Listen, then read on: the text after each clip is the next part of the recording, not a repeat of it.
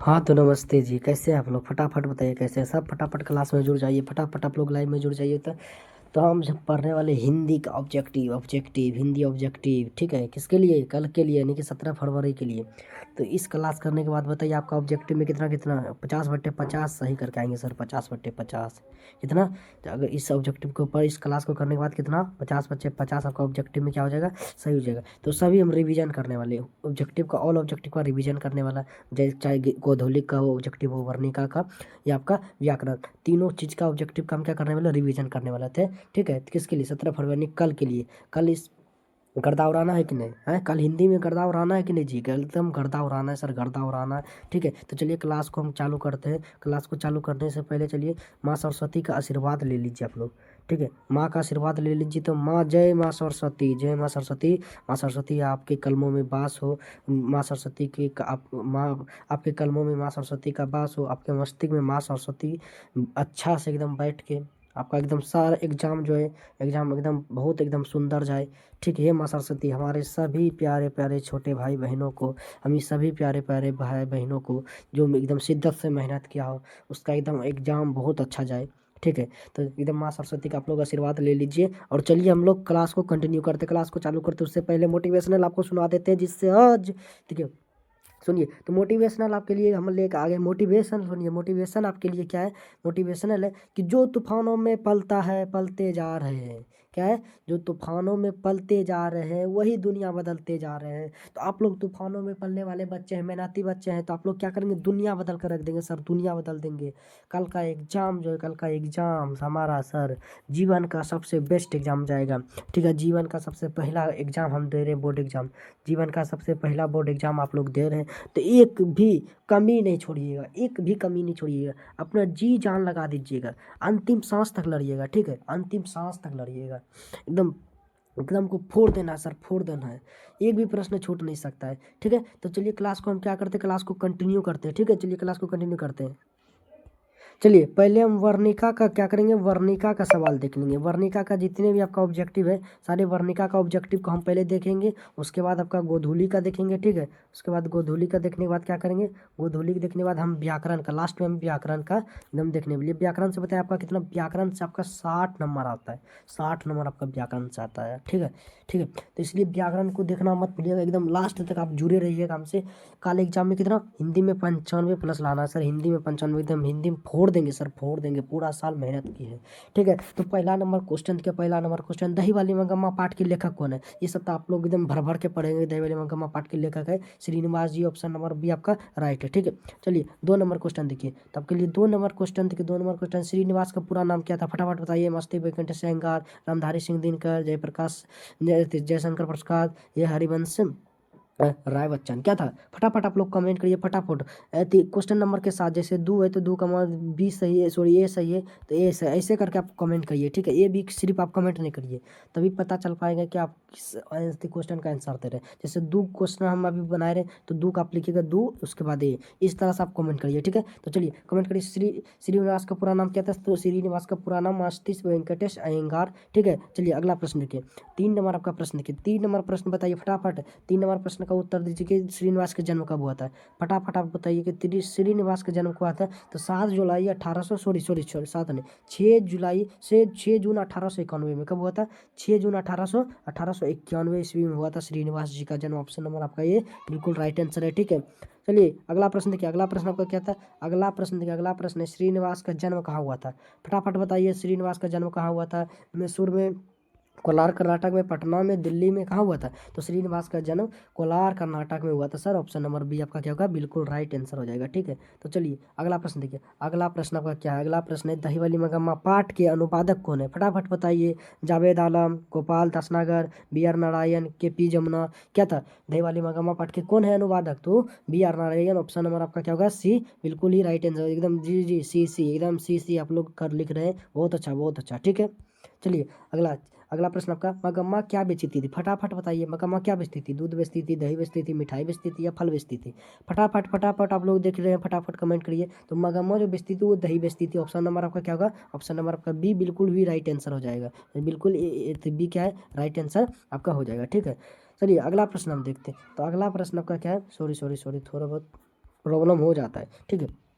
तो अगला अगला अगला प्रश्न देखिए, मगम्मा का विवाह किससे हुआ था? किससे था मगम्मा का विवाह? सॉरी विवाह नहीं होगा, विवाद होगा। क्या होगा? विवाद, विवाद। हम सॉरी, यहाँ विवाह हो गया, थोड़ा टाइपिंग मिस्टेक। तो मगम्मा का विवाद किससे था? फटाफट बताइए। आप लोग पढ़ेंगे, मगम्मा का विवाद था किससे? बहू से, बहू नजम्मा से, ठीक है। चलिए अगला प्रश्न हम देखते हैं। तो अगला प्रश्न आपका क्या था? अगला प्रश्न बाबू, अगला प्रश्न, हाँ अगला प्रश्न आपका आ गया। तो अगला प्रश्न पढ़िए। अगला प्रश्न आपका क्या है? अगला प्रश्न उत्तर दीजिए। मगम्मा की बहू का नाम क्या था? फटाफट आप लोग कमेंट करिए। क्या था मगम्मा की बहू का नाम? नजम्मा था, कमला था, नजम्मा सॉरी लक्ष्मी था, कमला का नजम्मा या कुसुम?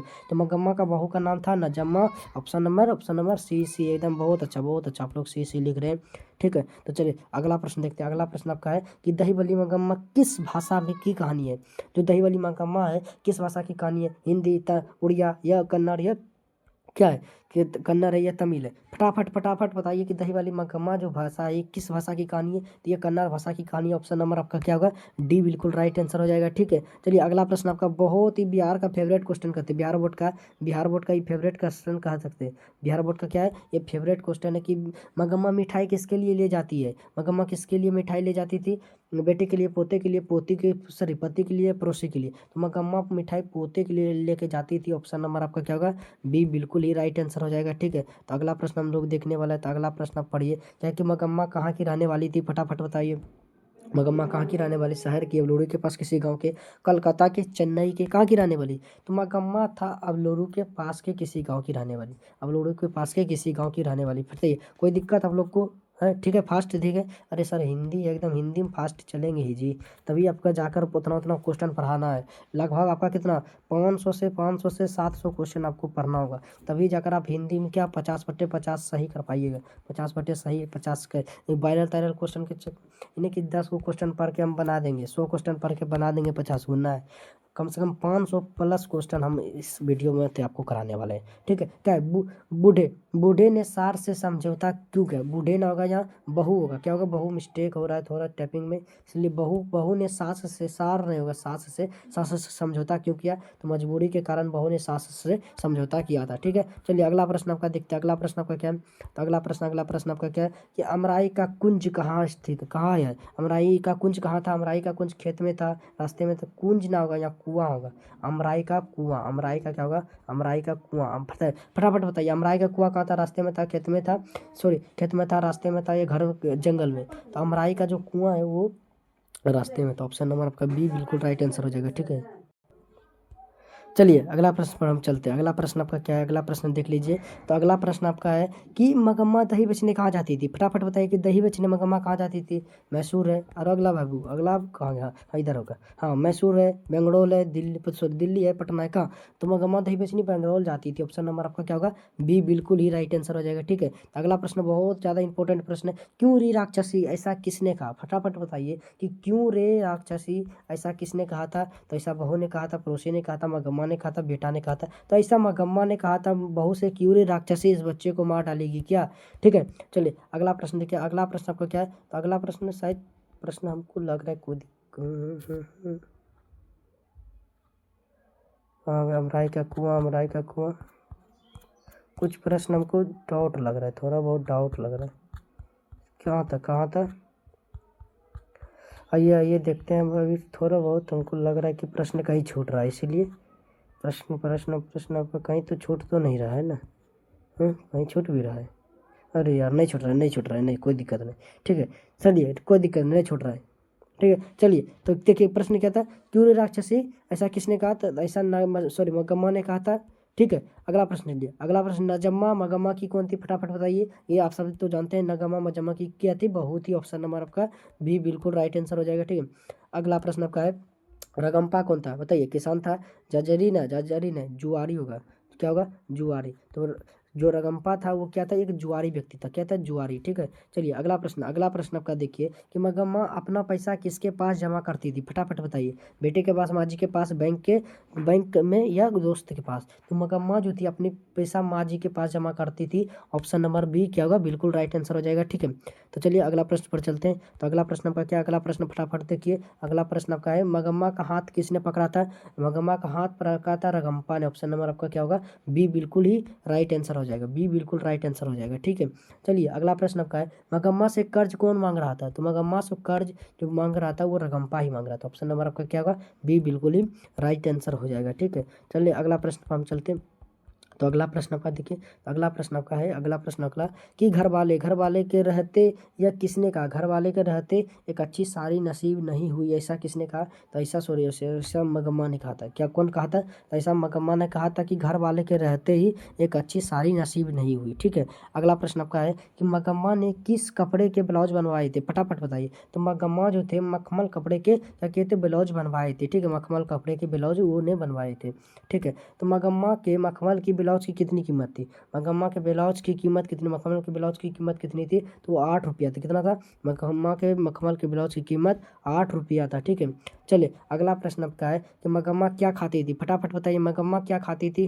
तो मगम्मा खाती थी पान सुपारी। ऑप्शन नंबर क्या होगा? ऑप्शन नंबर बी आपका बिल्कुल ही राइट आंसर हो जाएगा। ऑप्शन नंबर आपका क्या होगा?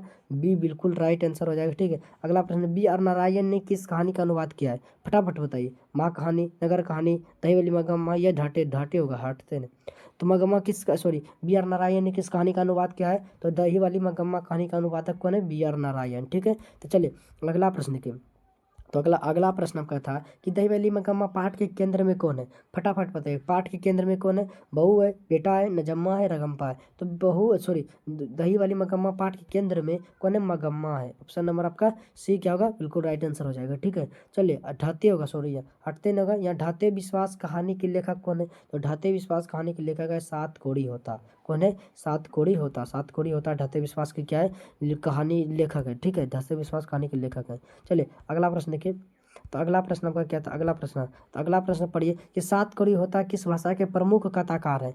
तमिल भाषा, उड़िया भाषा, हिंदी भाषा या गुजराती भाषा? तो सात कौड़ी होता जो है कौन सा भाषा का प्रमुख कथाकार है? तो ये उड़िया भाषा का हो जाएगा। उड़िया भाषा, बी बी बी बिल्कुल राइट सर, बी बिल्कुल बिल्कुल जी बिल्कुल बिल्कुल बी बिल्कुल राइट हो जाएगा। ठीक है, चलिए अगला अगला प्रश्न आपका देखिए।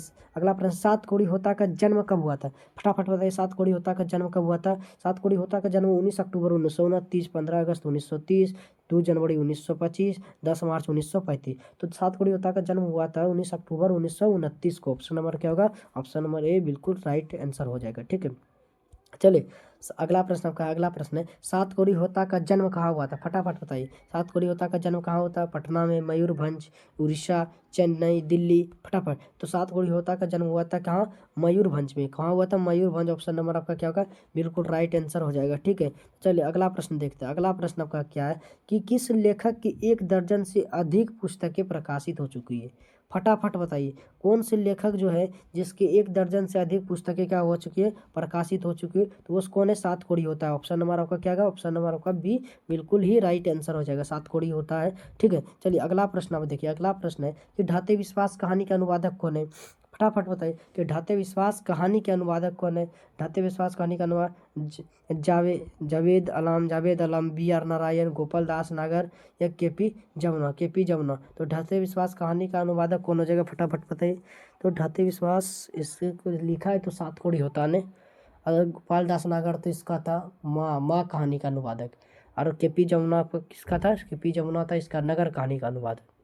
तो ये ऑप्शन में ही नहीं बाबू, ऑप्शन में इसका नहीं है इसका अब तो ऑप्शन में ही नहीं, तो इस प्रश्न को छोड़ देते हैं, इसका ऑप्शन में ही नहीं है। ठीक है, तो चलिए अगला प्रश्न देखिए। तो अगला प्रश्न है, ढाते विश्वास कहानी के प्रमुख पात्रा कौन है?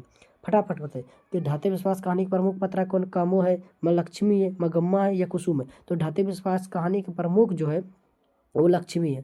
ठीक है, ऑप्शन नंबर आपका क्या होगा? बी बिल्कुल राइट आंसर हो जाएगा। ठीक है, तो अगला प्रश्न देखिए। अगला प्रश्न क्या, लक्ष्मी के पति का क्या नाम था?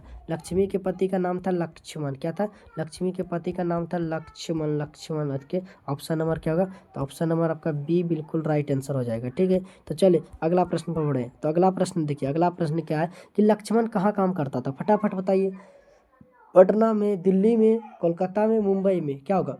तो लक्ष्मण कलकत्ता में काम करता होता। ऑप्शन नंबर आपका क्या होगा? सी बिल्कुल ही राइट आंसर हो जाएगा। सी आपका क्या होगा? बिल्कुल ही राइट आंसर हो जाएगा। ठीक है, तो अगला प्रश्न है, लक्ष्मी के पूर्वज उसके लिए कितना बीघा खेत छोड़ गए थे? फटाफट बताइए। लक्ष्मी के जो पूर्वज थे उसके लिए कितना बीघा खेत छोड़ गए थे? 1 बीघा, सॉरी 1 बीघा, सॉरी 2 बीघा, 1 बीघा, 3 बीघा, 4 बीघा, कितना बीघा? तो 1 बीघा छोड़ गए थे। ऑप्शन नंबर क्या होगा? ऑप्शन नंबर आपका बी, बी, बी। जो बी लिख रहे हैं बहुत सही, बहुत सही।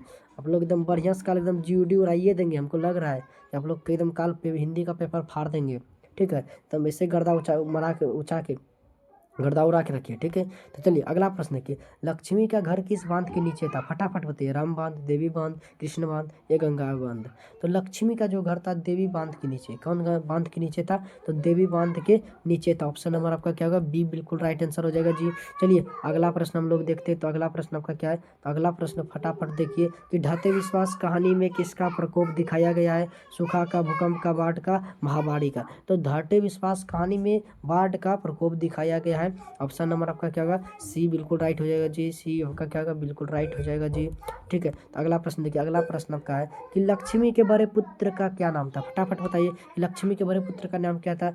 अजय था, अच्युत था, अरुण था या अमन था? तो लक्ष्मी के बड़े पुत्र का नाम था अच्युत। ऑप्शन नंबर आपका क्या होगा? बी बिल्कुल ही राइट हो जाएगा। कि बी आपका क्या होगा? तो बी आपका बिल्कुल ही, आपका बी क्या होगा? आपका बी बिल्कुल ही राइट हो जाएगा। बी आपका क्या होगा? चलिए अगला प्रश्न देखते हैं। तो अगला प्रश्न आपका क्या? फटाफट देखिए।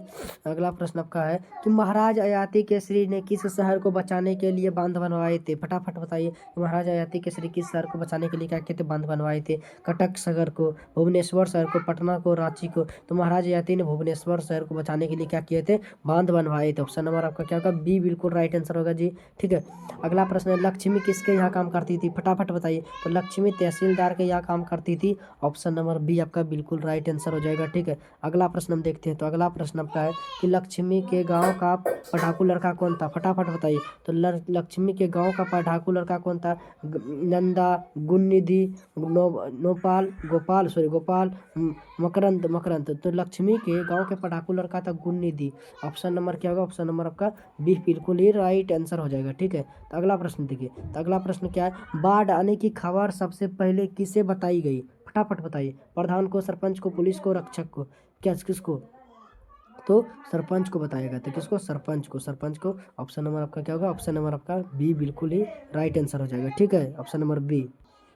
चलिए हम अगला प्रश्न पर चलते। तो अगला प्रश्न आपका देखिए। अगला प्रश्न आपका फटाफट बनाइए। अगला प्रश्न आंसर जो फटाफट दीजिए जी। फटाफट क्या है कि लक्ष्मी के कितने संतान थे? फटाफट बताइए।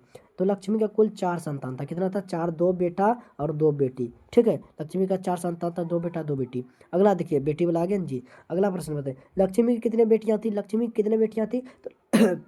तो लक्ष्मी का 2 बेटियां थी। कितना? 2।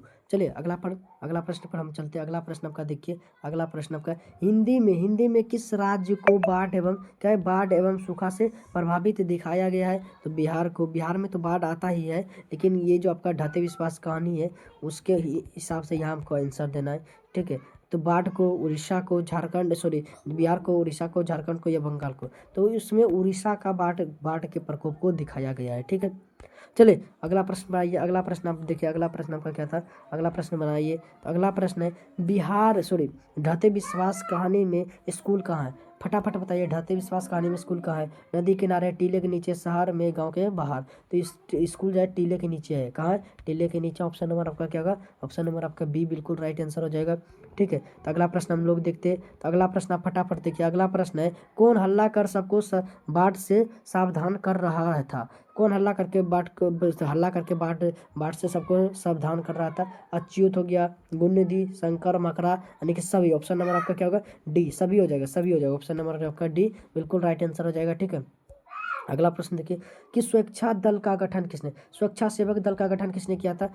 लक्ष्मी ने, गुणनिधि ने, सरपंच ने, नंदा ने? बताइए किसने किया था? तो गुणनिधि ने स्वेच्छासेवक दल का गठन किया था, गुणनिधि ने। ठीक है, तो चलिए अगला प्रश्न आपका देखिए कि महाकहानी के लेखक कौन है? महाकहानी के लेखक कौन है? फटाफट बताइए। तो महाकहानी के लेखक जो है ईश्वर पेटलीकर है। कौन है? ईश्वर पेटलीकर। ठीक है, चलिए अगला बढ़िए। अगला प्रश्न आपका देखिए। अगला प्रश्न क्या है? ईश्वर पेटलीकर किस भाषा के कथाकार है? ईश्वर पेटलीकर किस भाषा के कथाकार?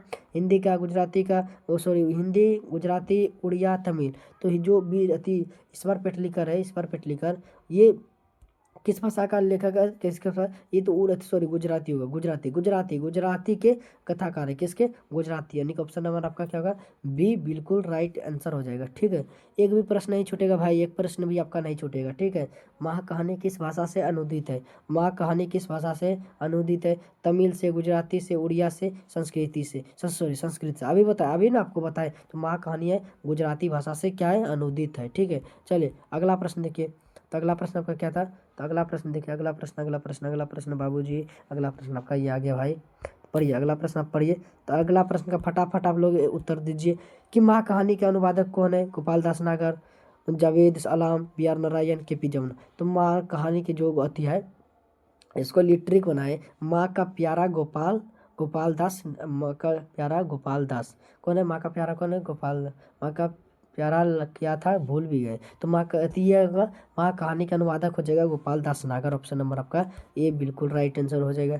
ठीक है, चलिए अगला प्रश्न आप देखते हैं कि माँ कहानी प्रमुख पात्रा कौन है, माँ कहानी की प्रमुख पात्रा कौन है, कमो है, लक्ष्मी है, मंगू है, कुसुम है, कौन है। तो माँ कहानी की जो प्रमुख पात्रा है वो मंगू है, कौन है, मंगू, ऑप्शन नंबर आपका क्या होगा, सी बिल्कुल राइट आंसर हो जाएगा। ठीक है, अगला प्रश्न देखिए, अगला प्रश्न आपका है कि मंगू जन्म से कैसी थी, फटाफट बताइए कि मंगू जन्म से कैसी थी, अंधी थी, गूंगी और पागल थी, लंगड़ी थी या बीमार थी। तो मंगू जन्म से ही गूंगी और क्या थी, गूंगी और पागल, ऑप्शन नंबर आपका क्या होगा, बी बिल्कुल राइट आंसर हो जाएगा। ठीक है, चलिए अगला प्रश्न हम आपको दिखा देते हैं। अगला प्रश्न है मंगू की माँ की कुल कितनी संतान थी, मंगू की माँ की कुल कितने संतान थी, 3 थी, 4 थी, 5 था या 2 था। तो मंगू की माँ की कुल कितने, मंगू की माँ की कुल 4 संतान थी, कितना थे, 4 संतान, ऑप्शन नंबर आपका क्या होगा, ऑप्शन नंबर आपका बी बिल्कुल राइट आंसर हो जाएगा। ठीक है, चलिए अगला प्रश्न आपका है मंगू के अलावा माँ की कितनी संतानें थी, तो मंगू के अलावा माँ की कितने, 3 संतानें थी, ऑप्शन नंबर आपका सी बिल्कुल ही राइट आंसर हो जाएगा। ठीक है, चलिए अगला प्रश्न है कि मंगू की बड़ी बहन का नाम क्या था, तो मंगू की बड़ी बहन का नाम था कमू, कमू, ऑप्शन नंबर क्या होगा, ऑप्शन नंबर आपका ए बिल्कुल ही राइट आंसर हो जाएगा। ठीक है, ऑप्शन नंबर आपका क्या था, ए बिल्कुल ही राइट आंसर हो जाएगा। ठीक है, चलिए अगला प्रश्न देखिए, कौन मंगू को अस्पताल भेजना नहीं चाहती थी, कौन मंगू को चाहती थी कि अस्पताल नहीं जाए, तो माँ मंगू को अस्पताल भेजने के लिए नहीं चाहती थी। ठीक है, समझे, माँ जो मंगू क्या चाहती थी, मंगू अस्पताल नहीं जाए, अगर घर में मंगू का कोई ध्यान नहीं रख रहा है तो अस्पताल में मंगू का ध्यान कौन रखेगा। ठीक है, तो अगला प्रश्न है, अगला प्रश्न है मंगू को अस्पताल किसने भर्ती कराया, तो मंगू को अस्पताल में किसने भर्ती कराया, डॉक्टर ने, गौशाला ने, है भाई या पड़ोसी। तो मंगू को अस्पताल में किसने भर्ती कराया, तो उसके भाई ने भर्ती कराया था मंगू को अस्पताल में। ठीक है, तो चलिए अगला प्रश्न देखिए, अगला प्रश्न है, अगला प्रश्न आपका पढ़िए कि गांव के, सॉरी माँ के गांव की दूसरी लड़की, दूसरी पागल लड़की कौन थी, दूसरी पागल लड़की थी कुसुम, कौन थी, कुसुम दूसरी पागल लड़की थी मंगू के ही गांव की। ठीक है, अगला प्रश्न देखिए, तो अगला प्रश्न आपका क्या है, अगला प्रश्न आपका, अगला प्रश्न पढ़िए, पहली बार अस्पताल का विरोध किसने किया, फटाफट बताइए, पहली बार अस्पताल का विरोध किसने नहीं किया, तो माँ ने पहली बार अस्पताल का क्या किया था, विरोध नहीं किया था। ठीक है, सबके कहने पर बोला हाँ चलो इसको भी दिखा देते, अगर कुसुम ठीक से हो सकती है तो मेरा मंगू क्यों नहीं। ठीक है, तो अगला प्रश्न है नगर कहानी के लेखक कौन है, फटाफट बताइए, तो नगर कहानी के लेखक कौन है, सुजाता, सुजाता क्या है, नगर कहानी के लेखक है। ठीक है, चलिए अगला प्रश्न होगा, सुजाता का वास्तविक नाम क्या था, सुजाता का वास्तविक नाम क्या था, एस रंगराजन, एस रंग क्या था, रंग राजन, एस रंग क्या हो जाएगा, एस रंग राजन, ऑप्शन नंबर आपका क्या होगा, ऑप्शन नंबर देखिए, ऑप्शन नंबर आपका ये बिल्कुल ही राइट आंसर हो जाएगा। ठीक है, चलिए अगला प्रश्न देखिए, अगला प्रश्न आपका बहुत ज़्यादा इंपॉर्टेंट प्रश्न है कि सुजाता का जन्म कब हुआ था, फटाफट आप लोग बताइए कि सुजाता का जन्म कब हुआ था, फटाफट फटाफट फटाफट कमेंट करिए, सुजाता का जन्म कब हुआ था। चलिए आइए प्रश्न, आइए थोड़ा बहुत हो गया था, ठीक है कोई बात नहीं, चलिए आइए आइए, क्या है कि सुजाता का जन्म कब हुआ था, सुजाता का जन्म कब हुआ था, तो 3 मई 1935 को क्या हुआ था, सुजाता का जन्म हुआ था, 3 मई 1935 को, याद रखिएगा एकदम कि 3 मई 1935 को सुजाता का जन्म हुआ था। ठीक है, चलिए अगला प्रश्न हम लोग देखते हैं, अगला प्रश्न आपका क्या है, अगला प्रश्न पढ़िए, तो अगला प्रश्न आपका क्या है कि सुजाता, सुजाता का जन्म कहाँ हुआ था, फटाफट बताइए, मदुरै में, चेन्नई, तमिलनाडु, पटना, दिल्ली। तो सुजाता का जन्म हुआ था चेन्नई तमिलनाडु में, चेन्नई तमिलनाडु, आपका ऑप्शन नंबर क्या होगा, बी बिल्कुल ही राइट हो जाएगा। ठीक है, चलिए अगला प्रश्न, अगला प्रश्न, अगला प्रश्न आपका है कि नगर कहानी का अनुवादक कौन है, नगर कहानी का अनुवादक जावेद अलाम, के पी जमुना, गोपाल दास नागर, बी आर नारायण। तो के पी जमुना आपका क्या हो जाएगा, नगर कहानी के क्या होगा, अनुवादक हो जाएगा के पी जमुना, ऑप्शन नंबर आपका बी क्या होगा, राइट आंसर हो जाएगा। ठीक है, अगला प्रश्न देखिए, नगर कहानी किस भाषा से अनुदित है, तो नगर कहानी तमिल भाषा से अनुदित है, किस किस कहानी से? तमिल भाषा से अनुदित है, ठीक है, तमिल भाषा से। चलिए अगला प्रश्न देखिए। चलिए प्रश्न क्या है कि किस लेखक की 25 से अधिक कृतियां प्रकाशित हो चुकी है? बताइए कौन सा लेखक है जिसके 25 से अधिक कृतियां क्या हुआ थे, प्रकाशित हो चुकी है? तो वो सुजाता है। कौन है? सुजाता। ऑप्शन नंबर आपका क्या होगा? बी बिल्कुल ही राइट आंसर हो जाएगा, ठीक है। अगला देखिए, पांड्य पांड्य लोगों की दूसरी राजधानी कहाँ है? पांड्य लोगों की दूसरी राजधानी है मदुरै। मदुरै ऑप्शन नंबर आपका सी बिल्कुल राइट आंसर हो जाएगा, ठीक है। तो अगला प्रश्न देखिए। तो अगला प्रश्न आपका क्या था? अगला प्रश्न था नगर कहानी के प्रमुख पात्रा कौन है? फटाफट बताइए। तो नगर कहानी के प्रमुख पात्रा पापाती होगा, पापाती। पाप क्या होगा? पापति, पापति, पापाती नगर कहानी का क्या था? प्रमुख पात्रा था, ठीक है। ऑप्शन नंबर आपका बी बिल्कुल राइट आंसर है, ठीक है। यहाँ पापाती लिखने में थोड़ा मिस्टेक है। तो पापाती किसकी पुत्री थी? तो पापाती वल्ली अम्माल की पुत्री थी। ऑप्शन नंबर आपका क्या होगा? बी बिल्कुल राइट आंसर हो जाएगा, ठीक है। ऑप्शन नंबर आपका क्या होगा? बी बिल्कुल ही राइट आंसर हो जाएगा, ठीक है। अगला अगला प्रश्न, अगला प्रश्न पढ़िए। अगला प्रश्न आपका क्या था? तब प्रश्न पढ़िए। अगला प्रश्न आपका है कि पापाती को इलाज के लिए कहाँ भेजा गया था? पटना, मदुरै, चेन्नई, क्या दिल्ली? तो पापाती को इलाज के लिए मदुरै भेजा गया था। कहाँ भेजा गया था? तो पापाती को इलाज के लिए मदुरै भेजा गया था, ठीक है। अगला प्रश्न, बल्ली अम्माल के गाँव का नाम क्या था? तो बल्ली अम्माल के गाँव का नाम था मुन्ना डिपट्टी। क्या था? मुन्ना डिपट्टी बल्ली अम्माल के गाँव का नाम था, ठीक है। चलिए अगला प्रश्न देखिए कि पापाती किस रोग से ग्रसित था? कि फटफटा पापाती जो था क्या था? मेनिनजाइटिस रोग से ग्रसित क्या था? ऑप्शन नंबर आपका बी क्या होगा? बिल्कुल राइट आंसर हो जाएगा, ठीक है। सिर्फ रिवीजन करना है बाबू, रिवीजन करना है, ठीक है। रिवीजन करना आपको एकदम। किस किसके कहने पर भी माँ पापाती को अस्पताल में भर्ती नहीं कर पाई? बताइए किसके कहने के बावजूद भी माँ पापाती को अस्पताल में भर्ती नहीं कर पाए? तो बड़े डॉक्टर के कहने के बावजूद भी पापाती अस्पताल में भर्ती नहीं हो पाई, ठीक है। चलिए अगला प्रश्न। अगला प्रश्न आपका है कि बड़े डॉक्टर साहब कहाँ से पढ़कर आए थे?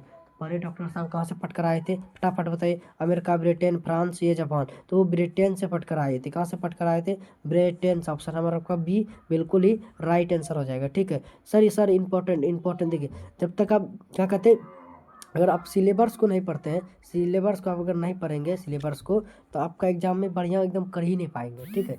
इंपॉर्टेंट नाम का कोई भी क्वेश्चन नहीं होता है, ठीक है। इंपॉर्टेंट खाली करते रहिएगा तो अच्छा एक विद्यार्थी का ये लक्षण नहीं है। अच्छा विद्यार्थी अपना सिलेबस को पकड़ के रखता है, ठीक है, उधर उधर ये नहीं भागता है। अभी जो आपके पास जो भी आपके पास आज समय है, कितना है अभी समय? आपके पास लगभग 12 घंटा समय है, 10 से 12 घंटा समय है। ये आपका गोल्डन टाइम है, ठीक है। इसको इधर उधर क्वेश्चन ये वो क्वेश्चन के चक्कर में मत दीजिएगा, ठीक है। कि यहाँ से क्वेश्चन मिलेगा, वहाँ से क्वेश्चन मिलेगा, ठीक है। इसलिए हम समय आपको बर्बाद ना करके सीधा मुद्दे पर आपको चुपचाप पढ़ाए, ठीक है। चलिए अगला प्रश्न क्या था? हेड नर्स का नाम क्या था? हेड नर्स का नाम था निरोशा। निरोशा ऑप्शन नंबर आपका सी बिल्कुल राइट आंसर हो जाएगा, ठीक है। चलिए अगला प्रश्न प्रश्न देखते हैं। आपका प्रश्न क्या था कि बल्ली अमाल ने अपनी बेटी को लेकर शहर कितने बजे बुलाया गया था? बल्ली अमाल को बेटी को लेकर शहर सुबह 7:30 बजे बुलाया गया था। कितना बजे? सुबह 7:30 बजे शहर बुलाया गया था, ठीक है। अगला प्रश्न पढ़िए। अगला प्रश्न है कि बल्ली अमाल होगा, सॉरी टाइपिंग में थोड़ा बहुत मिस्टेक हो गया है, ठीक है। तो जब मैं अकेले आदमी कितना क्या कर सकता है, फिर भी आपके लिए जितना हो रहा है एकदम 100% हम अपना दे रहे हैं, ठीक है। अपना नींद चैन भूख प्यास त्याग कर आपके लिए 100% हम दे रहे हैं कि मेरा भाई बहन का एक भी नंबर ना कटे, अच्छा से एकदम एग्ज़ाम जाए, ठीक है। हिंदी का एग्ज़ाम में वो अपना 100% दे पाए, ठीक है। तो चलिए क्या कि बल्ली अमाल हो गया। तो बल्ली अमाल को कितने नंबर कमरे में भेजा गया था? तो बल्ली अमाल को कितने? 25 नंबर, 36 नंबर, 48, 52? फटाफट बताइए फटाफट। तो बल्ली अमाल को 48 नंबर कमरे में भेजा गया था। ऑप्शन नंबर आपका क्या होगा? सी बिल्कुल राइट आंसर हो जाएगा, ठीक है। अगला प्रश्न हम देखते हैं। अगला प्रश्न आपका क्या है कि पापाती को लेकर माँ किस रंग के रिक्शे में वापस आए थे? फटाफट बताइए। पापाती को लेकर माँ पीले रंग के रिक्शे में आए थे। कितने रंग? कौन सा रंग के? पीले रंग के रिक्शे में आए थे, ठीक है। तो अगला प्रश्न है पापाती के लिए बल्ली अमाल ने किस मंदिर में मन्नत मांगी थी? फटाफट बताइए। दुर्गा मंदिर में, तिरुपति मंदिर में, या बेदीश्वरन मंदिर में, या राम मंदिर में? तो पापाती के लिए माँ बल्ली अमाल ने तो तिरुपति ने, हाँ, बेदीश्वरन मंदिर में क्या कहते हैं मन्नत मांगी थी। ऑप्शन नंबर आपका सी बिल्कुल ही राइट आंसर हो जाएगा, ठीक है। अगला देखिए, तुलनात्मक हो गया। तुलनात्मक व्याकरण की रचनाकार कौन है? तुलनात्मक व्याकरण की रचनाकार कौन है? सातपुड़ी होता, सुजाता, पेटलीकर, यह क्या है? प्रेमचंद। तो तुलनात्मक व्याकरण की रचना कार्डवेल हो जाएगा। कार्डवेल हो जाएगा, कार्डवेल। यहाँ ऑप्शन में है ही नहीं, कार्डवेल हो जाएगा, ठीक है। तुलनात्मक व्याकरण की रचना कार्डवेल हो जाएगा, ठीक है। अगला देखिए, पहले दिन पापाती को क्या था? क्या हुआ था पहले दिन पापति को? तो पहले दिन पापति को बुखार हुआ था। क्या हुआ था? बुखार हुआ था, ठीक है। पापति को पहले दिन क्या था? बुखार था। उसके बाद क्या हो गया? मेनिंजाइटिस हो गया, ठीक है। चलिए अगला प्रश्न हम पढ़ते हैं। तो अगला प्रश्न देखिए, अगला प्रश्न आपका क्या है कि पापति किस पर लेटी हुई थी? खाट पर, स्ट्रेचर पर, बिस्तर पर, जमीन पर? तो पापति स्ट्रेचर पर लेटी हुई थी। किस पर? स्ट्रेचर पर। ऑप्शन नंबर आपका बी बिल्कुल राइट आंसर हो जाएगा, ठीक है। चलिए अगला क्वेश्चन है कि पापति बेहोश क्यों पड़ी थी? दर्द के कारण, तेज बुखार के कारण, डर के कारण या कमजोरी के कारण? तो पापति तेज बुखार के कारण बेहोश पड़ी थी। किसके कारण? तेज बुखार के कारण, ठीक है। तो चलिए अगला प्रश्न देखिए, अगला प्रश्न आपका क्या है? अगला प्रश्न है पापति की उम्र क्या थी? अब पापति की उम्र जो थी वो 12 वर्ष था। कितना वर्ष? 12 वर्ष पापति का उम्र था, ठीक है। चलिए अगला प्रश्न आपका देखिए, I want that last stage ऐसा किसने कहा? ऐसा किसने कहा कि I want the last stage? ऐसा डॉक्टरों ने कहा। किसने? डॉक्टरों ने कहा, ठीक है। चलिए अगला प्रश्न देखिए, अगला प्रश्न आपका क्या है? तो अगला प्रश्न फटाफट देखिए, अगला प्रश्न आपका क्या है? अगला प्रश्न नगर कहानी किस भाषा से अनुदित है? नगर कहानी किस भाषा से अनुदित है? तो नगर कहानी जो आपका तमिल भाषा से अनुदित है। किससे? तमिल भाषा से नगर कहानी अनुदित है। अगला प्रश्न देखिए, अगला प्रश्न आपका है बल्लीअम्माल ने कहा के डॉक्टरों से पापाती को लेकर मदुरै जाने के लिए कहा था? तो गाँव के डॉक्टरों ने बल्लीअम्माल को मदुरै जाने के लिए कहा था, ठीक है। चलिए अगला प्रश्न आपको देखिए, अगला प्रश्न का है कि लाइन में खड़े होकर कौन अपने मृत पति को कोस रहा था? लक्ष्मी या कौन कोस रहा था? फटाफट लक्ष्मी, बल्ली अमाल, क्या होगा? या बल्ली अमाल होगा, सीता या कमो? तो बल्ली अमाल जो था, बल्ली अमाल वो अपने मृत पति को लाइन में खड़े होकर क्या कर रहे थे? कोस रहे थे, ठीक है। तो चलिए अगला प्रश्न हम देखते हैं। अगला प्रश्न है धरती कब तक घूमेगी पाठ के लेखक कौन है? फटाफट बताइए, धरती कब तक घूमेगी पाठ के लेखक कौन है? सुजाता, सावरदैया, ईश्वर पेटलीकर या सातकोड़ी होता? तो सावरदैया, ठीक है। कौन हो जाएगा? सावरदैया, ठीक है। चलिए अगला प्रश्न देखिए, अगला प्रश्न आपका क्या था? अगला प्रश्न धरती कब तक घूमेगी किस भाषा से अनुदित है? तो धरती किस, ये राजस्थानी भाषा से अनुदित थी। कौन सा भाषा से? राजस्थानी भाषा। देखिए धरती कब तक घूमेगी, इसके लेखक यानी कि धरती कब तक घूमेगी? साल भर। मान लीजिए ट्रिक बनाए, साल भर से क्या होगा? सावरदैया। जब धरती घूमेगी तो हम राज करेंगे। क्या करेंगे? राज करेंगे। यानी कि जो भाषा है किस भाषा में लिखा गया? राजस्थानी भाषा में, ठीक है। इसका हम ट्रिक आपको दिए, ठीक है। चलिए अगला प्रश्न सावरदैया किस भाषा के सफल कहानीकार है? तो सावरदैया राजस्थानी भाषा के क्या थे? सफल कहानीकार थे। क्या थे? सफल कहानीकार थे। अगला प्रश्न आपका है धरती कब तक घूमेगी कहानी का अनुवादक कौन है? धरती कब तक घूमेगी कहानी का अनुवादक कौन है? फटाफट बताइए। तो धरती कब तक घूमेगी कहानी का अनुवादक सावरदैया, प्रेमचंद या नागार्जुन या दिनकर? तो ये इसका अनुवादक ये खुद ही है, यानी कि ये सावरदैया ही हो जाएगा। ऑप्शन नंबर आपका क्या होगा? ये बिल्कुल राइट आंसर हो जाएगा, ठीक है। अगला प्रश्न है कहानी का मुख्य पात्र कौन है? कहानी का मुख्य पात्र कौन? राधा, सीता, लक्ष्मी, पार्वती? तो किस कहानी का? धरती कब तक घूमेगी कहानी का मुख्य पात्र जो है, यहाँ धरती कब तक छूट गया, होना चाहिए धरती कब तक, ठीक है। धरती कब तक घूमेगी कहानी का मुख्य पात्र कौन था? तो उसके मुख्य पात्र थे सीता। ऑप्शन नंबर आपका क्या होगा? बी बिल्कुल राइट आंसर हो जाएगा, ठीक है। चलिए अगला प्रश्न देखिए, सीता के कितने पुत्र थे? फटाफट बताइए। तो सीता के 3 पुत्र थे। कितने पुत्र थे? 3। कैलाश, बिरजू और क्या था? कैलाश, बिरजू और क्या था? नारायण। हाँ 3 पुत्र थे, ठीक है। चलिए अगला प्रश्न देखिए, तो अगला प्रश्न आपका क्या है? तो अगला प्रश्न फटाफट देखिए, अगला प्रश्न आपका, चलिए अगला प्रश्न का आप लोग जवाब दीजिए। तो अगला प्रश्न का आपका अगला प्रश्न क्या है? जवाब दीजिए। अगला प्रश्न आपका क्या है कि सीता के सबसे बड़े बेटा का नाम क्या था? फटाफट बताइए कि सीता के सबसे बड़े बेटा का नाम था नारायण, कैलाश, बिरजू या राम? तो सीता के सबसे बड़े बेटा का नाम था कैलाश। ऑप्शन नंबर आपका बी क्या होगा? बिल्कुल राइट आंसर हो जाएगा, कैलाश था, ठीक है। चलिए अगला प्रश्न देखिए, सीता के सबसे छोटे बेटा का नाम क्या था? फटाफट बताइए। छोटा का बिरजू, नारायण, कैलाश, मोहन? तो छोटा का सबसे छोटा बेटा का नाम था उसका बिरजू। ऑप्शन नंबर आपका ये बिल्कुल ही राइट आंसर हो जाएगा, ठीक है। चलिए अगला प्रश्न आपका देखते हैं। तो अगला प्रश्न आपका क्या है? तो अगला प्रश्न फटाफट देखिए, अपना काला ओठ न देखकर कौन हंसने लगी? सो हंसने नहीं, रुआसी होगी। रुआसी कौन रुआसी हो गई। तो सीता अपना काला ओठ न देखकर रुआसी हो गई थी। ऑप्शन नंबर आपका बी बिल्कुल राइट आंसर है, ठीक है। अगला प्रश्न है किसे महसूस होने लगा कि आकाश अनंत नहीं है? फटाफट बताइए। राधा, सीता, भावरी, पुष्पा? तो सीता को महसूस होने लगा कि ये जो आकाश है अनंत नहीं है। क्या है? अनंत नहीं है, आकाश का कोई भी अंत नहीं है। अगला प्रश्न हम देखते हैं। तो अगला प्रश्न आप देखिए, सीता के बेटे ने सीता को कितने रुपए खर्च देने का निर्णय लिया? तो सीता के बेटे ने सीता को 50 रुपया खर्च देने का क्या निर्णय लगा कि महीना भर माँ इधर उधर कैसे लुगड़ेगी, इससे बढ़िया 50 रुपया दो माँ को, ठीक है। है। चलिए अगला प्रश्न देखिए, अगला प्रश्न आपका क्या है कि किस दिन सीता को लगा कि लापसी बिल्कुल फीकी बनी है, फटाफट बताइए।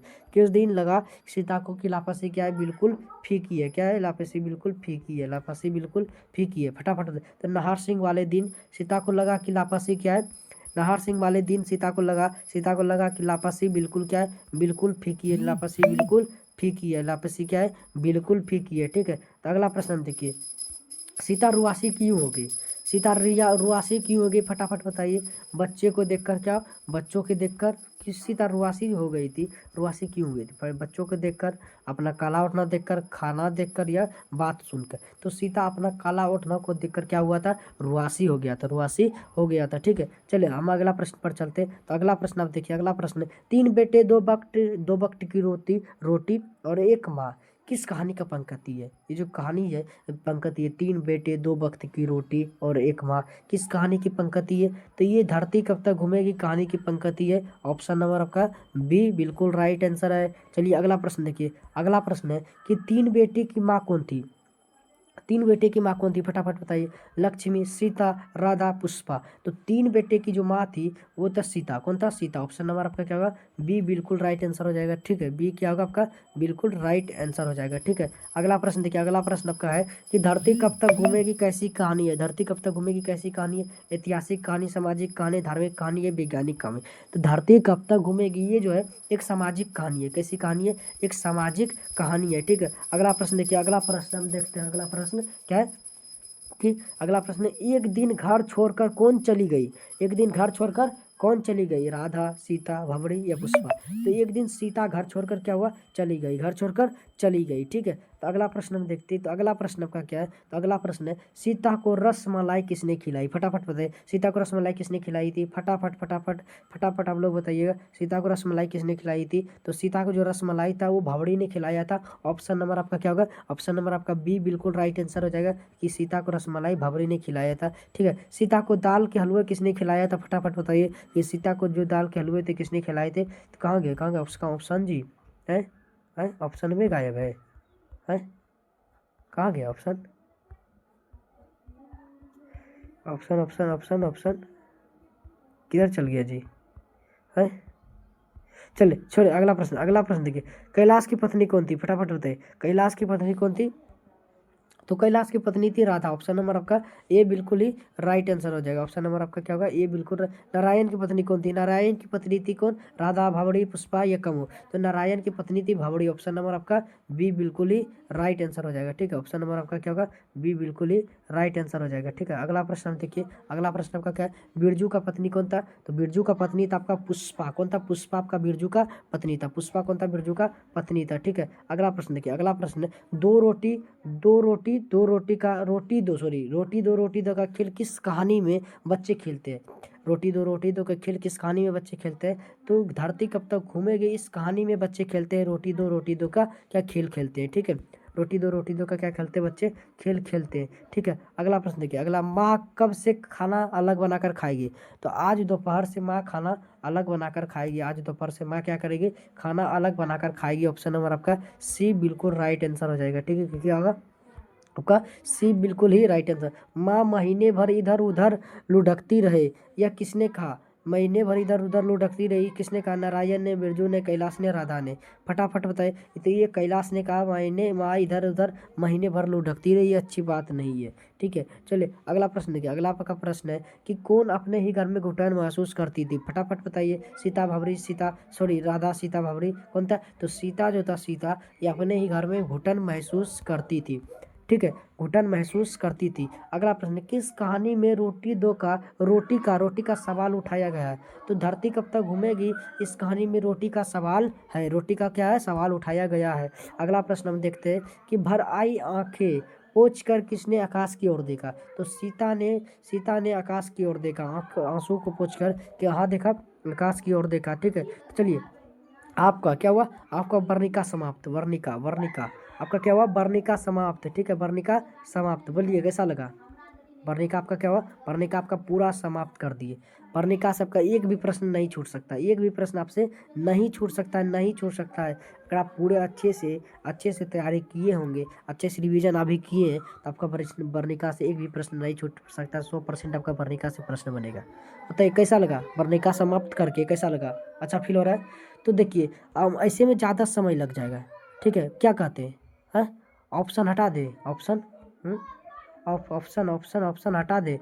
डायरेक्ट हम ऐसे पढ़े, डायरेक्ट जैसे यहाँ लिखा रहेगा कि भाई सॉरी भर आई आंख देखकर किसने आकाश की ओर पहुंचा, तो यहाँ डैश देकर लिखा रहेगा सीता सीता। इस तरह ठीक रहेगा। हाँ, इसी तरह से करते, इसी तरह से करते, समय बचेगा आपका, समय बचेगा। ऐसे बहुत ज़्यादा समय लग जाएगा, लगभग 4 से 5 घंटा समय लग जाएगा। ऐसे हम 4 से 5 घंटा समय लग जाएगा भाई। ऐसे ही करते, ठीक है, बिना ऑप्शन के। एग्री? आप लोग तैयार हो जाइए प्लीज़ प्लीज़, ठीक है। चलिए ऐसे ही करते हैं, ठीक है एकदम। अगर अभी तक चैनल को सॉरी क्लास को लाइक नहीं किया तो प्लीज़ लाइक कर दीजिए, प्लीज़ लाइक कर दीजिए, और अपने दोस्तों में शेयर जरूर कर दीजिए, शेयर जरूर कर दीजिए।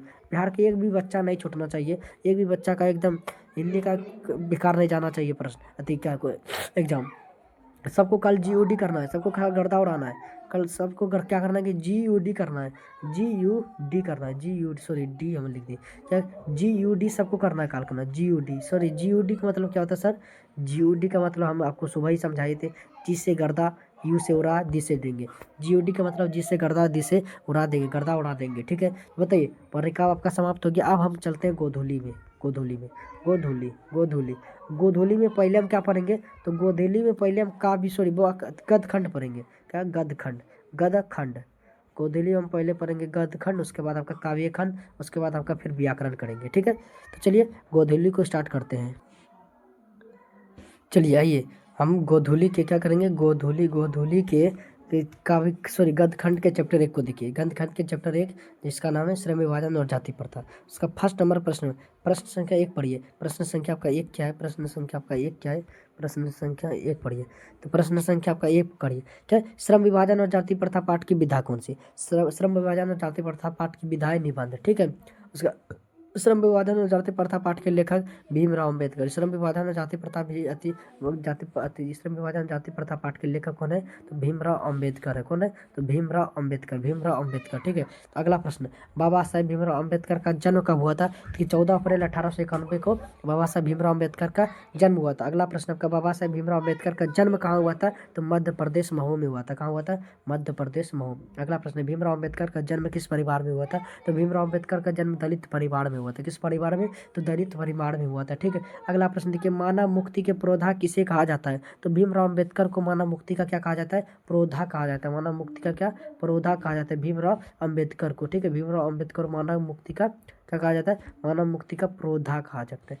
मानव के मुक्ति का पुरोधा कहा जाता है। देखिए किसके किसके प्रोत्साहन राशि पर, किसके प्रोत्साहन राशि पर भीमराव अम्बेडकर उच्च शिक्षा प्राप्त करने के लिए न्यूयॉर्क से लंदन गए थे? तो बड़ौदा नरेश के, ठीक है। अगला प्रश्न, भीमराव अम्बेडकर के चिंतक व रचनात्मक प्रेरक प्रमुख व्यक्ति कौन थे? तो बुद्ध, कबीर, ज्योतिबा फूले। भीमराव अम्बेडकर क्या कौन थे? रचनात्मक व चिंतन व्यक्ति थे, ठीक है। तो अगला प्रश्न का है कि भारत के संविधान निर्माता में किसकी अहम भूमिका रही है? तो भीमराव अम्बेडकर की संविधान में निर्माण में अहम भूमिका रही है, ठीक है। चलिए अगला प्रश्न हम देखेंगे। चलिए 10 नंबर प्रश्न देखिए। 10 नंबर प्रश्न है, भीमराव अम्बेडकर की मृत्यु अब कब और कहाँ हुई थी? फटाफट बताइए कि भीमराव अम्बेडकर की मृत्यु कब और कहाँ हुई थी? तो दिसंबर 1956 में दिल्ली में। कहाँ हुई थी? दिसंबर 1956 में दिल्ली में। 11, द कास्ट इन इंडिया के लेखक कौन है? तो Bhimrao Ambedkar. Buddhism and communism के लेखक कौन है? भीमराव अम्बेडकर।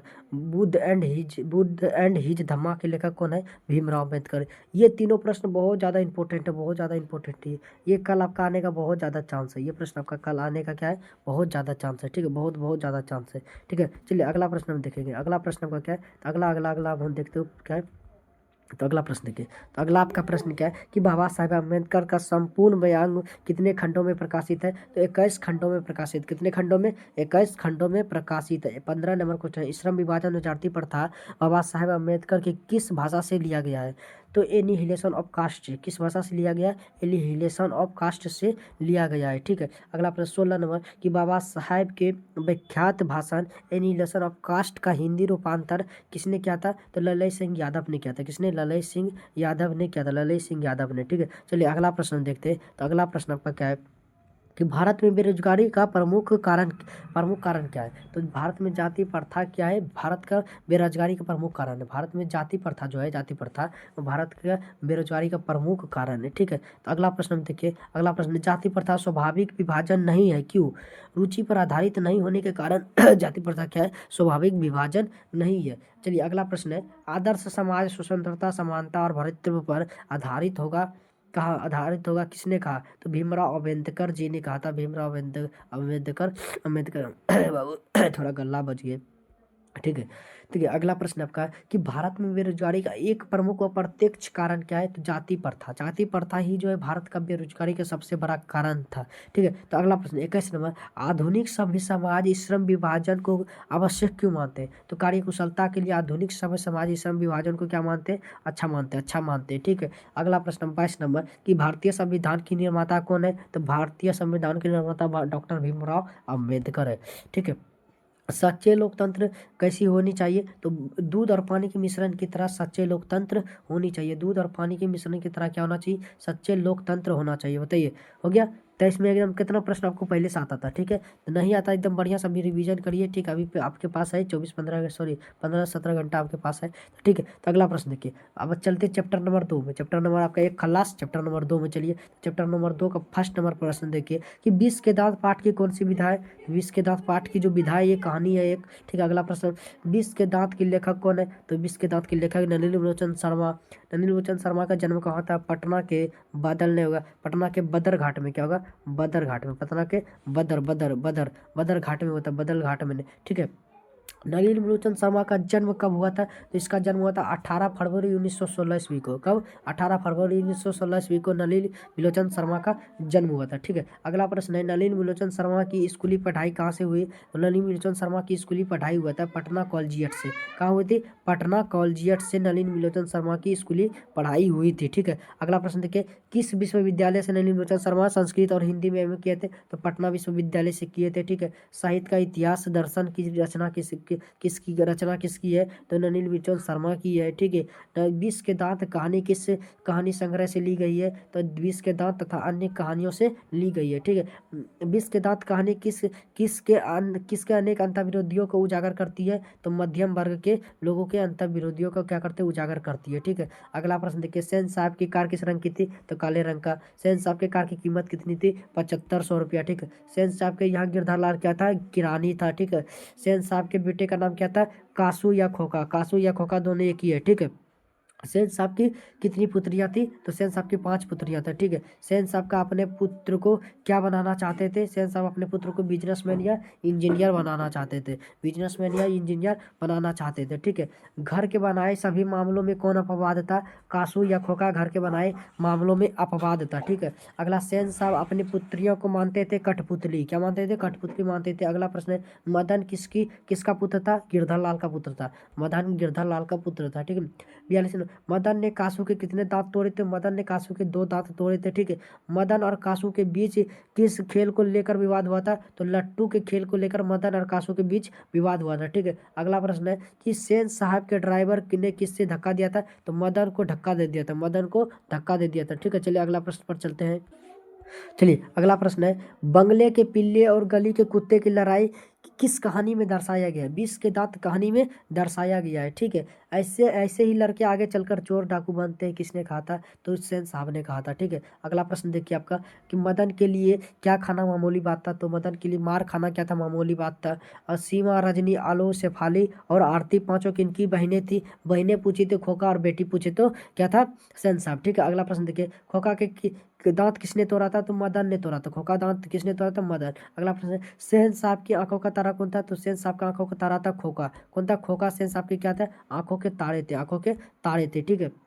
किसके अनुसार सेनों ने सिद्धांत को भी बदल दिया? तो खोखा के अनुसार। खोखा के अनुसार सेनों ने क्या किया? सिद्धांत को भी बदल दिए। चलिए अगला प्रश्न है, मैं तो खोखा को इंजीनियर बनाने जा रहा हूँ, यह कथन किसका था? फटाफट बताइए। ये कथन था सेन साहब का। ठीक है, चलिए अगला प्रश्न है कि सेन साहब की पांचों लड़कियां कैसी थी? तो सेन साहब की पांचों लड़कियां मूर्ख थी। क्या थी? मूर्ख थी। ठीक है, बताइए बताइए, होगा? चलिए आपका चैप्टर 2 भी समाप्त हो गया।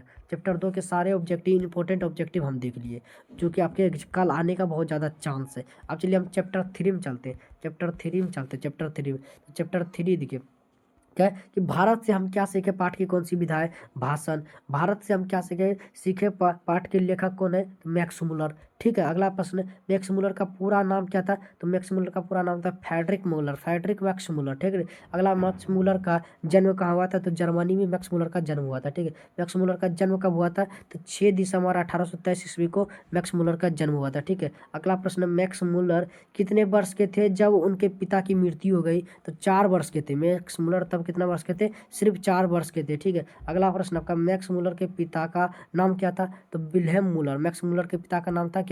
विल्हेम मुलर मैक्स मुलर के पिता का नाम था। ठीक है, अगला देखिए कि मैक्स मुलर ने किस देश को सर्वाधिक संपदा परिपूर्ण बताया है? तो भारत को सर्वाधिक संपदा से परिपूर्ण बताया है। ठीक है, अगला प्रश्न आपका, मैक्स मुलर ने किस आयु में लिपजिंग विश्वविद्यालय में संस्कृत भाषा में अपना आरंभ किया था? तो 18 वर्ष के आयु में ही संस्कृत पढ़ना क्या किया था? वो आरंभ कर दिए थे। किस विश्वविद्यालय में? ठीक है, अगला प्रश्न है कि कठ और केन आदि उपनिषदों का जर्मन भाषा में अनुवाद किसने किया था? तो मैक्स मुलर ने। किसने किया था? तो मैक्स मुलर ने किया था। ठीक है, अगला प्रश्न हम देखेंगे। तो अगला प्रश्न आपका क्या है? मेघदूत का जर्मन भाषा में अनुवाद किसने किया था? तो मैक्स मुलर ने किया था। स्वामी विवेकानंद ने क्या किया था? स्वामी विवेकानंद थे कि थोड़ा और बड़ा कर देते हैं जैसा और अच्छा आपको दिखे। ठीक है, तो पढ़िए क्या है कि स्वामी विवेकानंद ने वेदांतियों का भी वेदांती किसे कहा? मैक्स मुलर को। ये प्रश्न आपका कल आने का बहुत बहुत बहुत ज़्यादा चांस है कि वेदांतियों का वेदांती किसे कहा है? बताइए। तो मैक्स मुलर को कहा है। किसने कहा है? तो स्वामी विवेकानंद ने। ये प्रश्न आपका कल आएगा ही आएगा, हमको लग रहा है। ठीक है, चलिए अगला प्रश्न देखिए, मैक्स मुलर को किसने वेदांतियों का भी वेदांती कहा है? तो स्वामी विवेकानंद ने कहा है। किसने कहा है? तो स्वामी विवेकानंद ने मैक्स मुलर को वेदांतियों का भी क्या कहा? वेदांती कहा है। ठीक है, महारानी विक्टोरिया ने किसे नाइट की उपाधि दी थी? तो मैक्स मुलर को महारानी विक्टोरिया ने क्या किया था? नाइट की उपाधि दी थी। ठीक है, जिसे मैक्स मुलर ने किसकी नाइट की उपाधि को स्वीकार कर दिया? तो मैक्स मुलर ने उसके नाइट की उपाधि को क्या वो स्वीकार कर दिया? तो वो कौन? महारानी विक्टोरिया विक्टोरिया की नाइट की उपाधि को क्या क्या वो स्वीकार कर दिया। ठीक है, चलिए अगला प्रश्न देखिए। अगला प्रश्न है, मैक्स मुलर का निधन कब हुआ था? तो 28 अक्टूबर 1900 ईस्वी को मैक्स मुलर का निधन हुआ था। ठीक है, अगला प्रश्न देखिए। अगला प्रश्न है, भारत से हम क्या सीखे? भाषण का हिंदी रूपांतर किसने किया? फटाफट बताइए। तो डॉक्टर भवानी शंकर त्रिवेदी ने। किसने किया? तो डॉक्टर भवानी शंकर त्रिवेदी ने।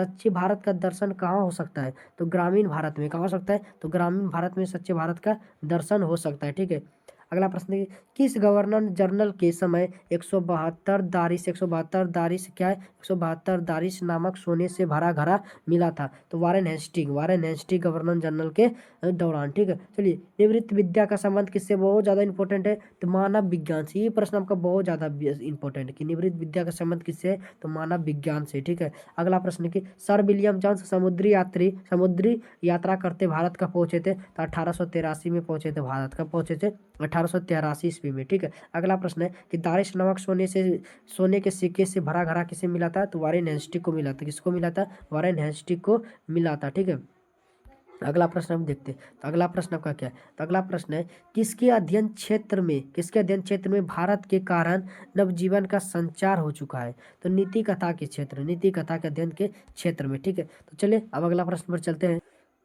देखिए अगला प्रश्न है, यूनान और रोम के संपूर्ण साहित्य से कहीं अधिक विशाल है संस्कृत भाषा और साहित्य। क्या है? संस्कृत भाषा और साहित्य। सबसे पुराना भाषा कौन सी है? सबसे पुराना भाषा है संस्कृत। संस्कृत क्या है? सबसे पुराना भाषा है। ठीक है, तो चलिए चैप्टर नंबर आपका 3 समाप्त हुआ। अब चलते हैं हम चैप्टर नंबर 4 में। चैप्टर नंबर 4 में थोड़ा स्पीड में करते हैं बाबू, स्पीड में। कि नाखून क्यों बढ़ते हैं, यह पाठ की कौन सी विधा है? तो ये ललित निबंध है। क्या है? ललित निबंध। नाखून क्यों बढ़ते हैं पाठ के लेखक कौन है? तो हजारी प्रसाद द्विवेदी है। कौन है? हजारी प्रसाद द्विवेदी। ठीक है, हजारी प्रसाद द्विवेदी का जन्म कब हुआ था? तो 1907 ईस्वी में हजारी प्रसाद द्विवेदी का जन्म हुआ था। 1907 1907 ईस्वी में हजारी प्रसाद द्विवेदी का जन्म हुआ था। हजारी प्रसाद द्विवेदी का जन्म कहाँ हुआ था? इसका जन्म हुआ था छपरा बलिया उत्तर प्रदेश में। कहाँ हुआ था? छपरा बलिया उत्तर प्रदेश में हजारी प्रसाद द्विवेदी का जन्म हुआ था। ठीक है, थोड़ा स्पीड में खींचते। हजारी प्रसाद जी की मृत्यु कब हुई? तो 1979 सॉरी हाँ 1979 में दिल्ली में हुआ था। ठीक है, चलिए अगला प्रश्न है, अशोक के फूल किसकी रचना? बहुत बहुत ज़्यादा इंपॉर्टेंट है, ये आपका कल आने का बहुत ज़्यादा चांस है।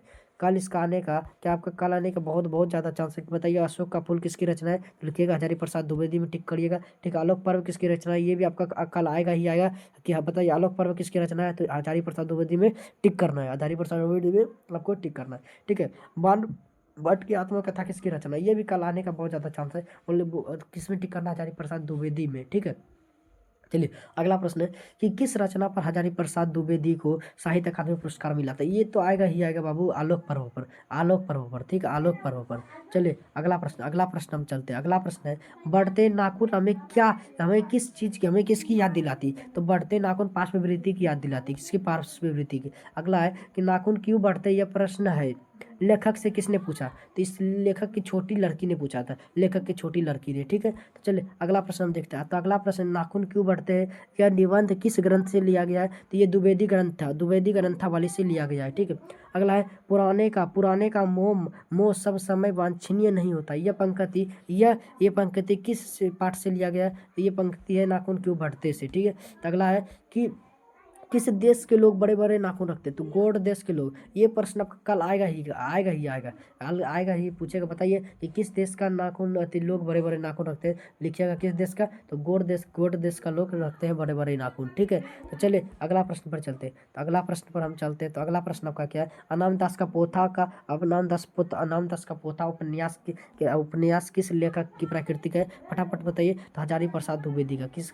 हजारी प्रसाद द्विवेदी का। ठीक है, ये कल आएगा ही प्रश्न आपका 100% हम लिख के दे रहे हैं। यह प्रश्न आपका कल आएगा ही आएगा, देख लीजिएगा नहीं तो।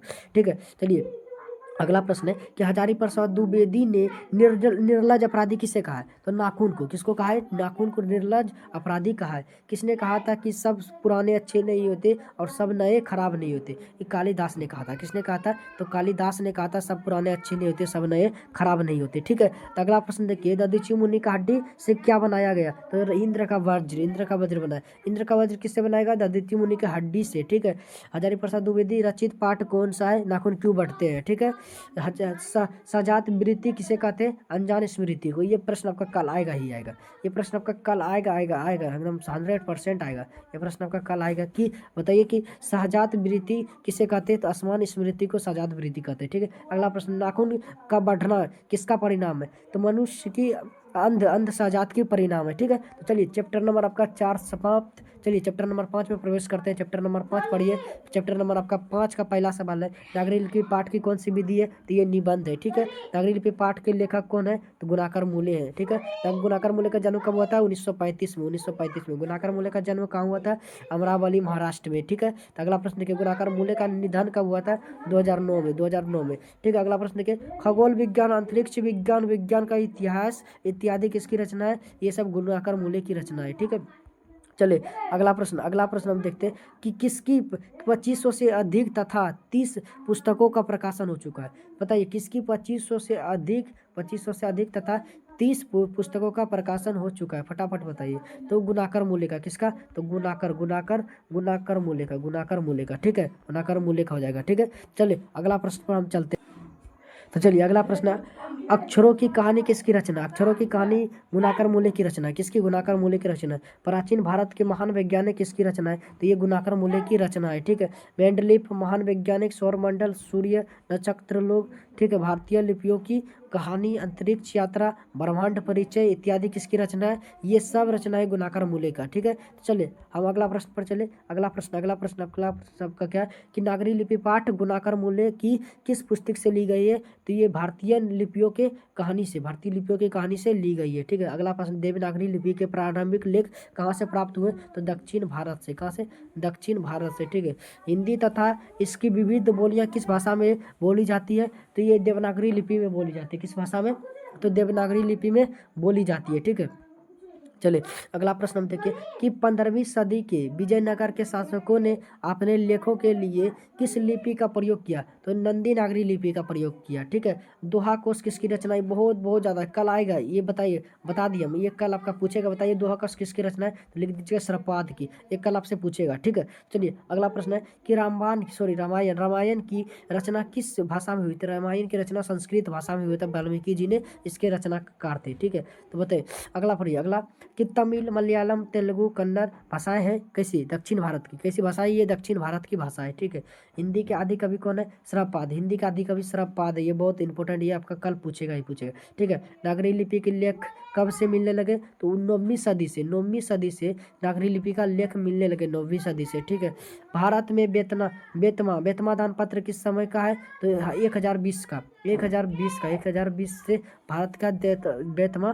दान पत्र है। ठीक है, बेतमा दान पत्र का है। ठीक है, अगला प्रश्न, विजयनगर के शासकों के लेख किस लिपि में? किस लिपि में? तो नंदी नागरी लिपि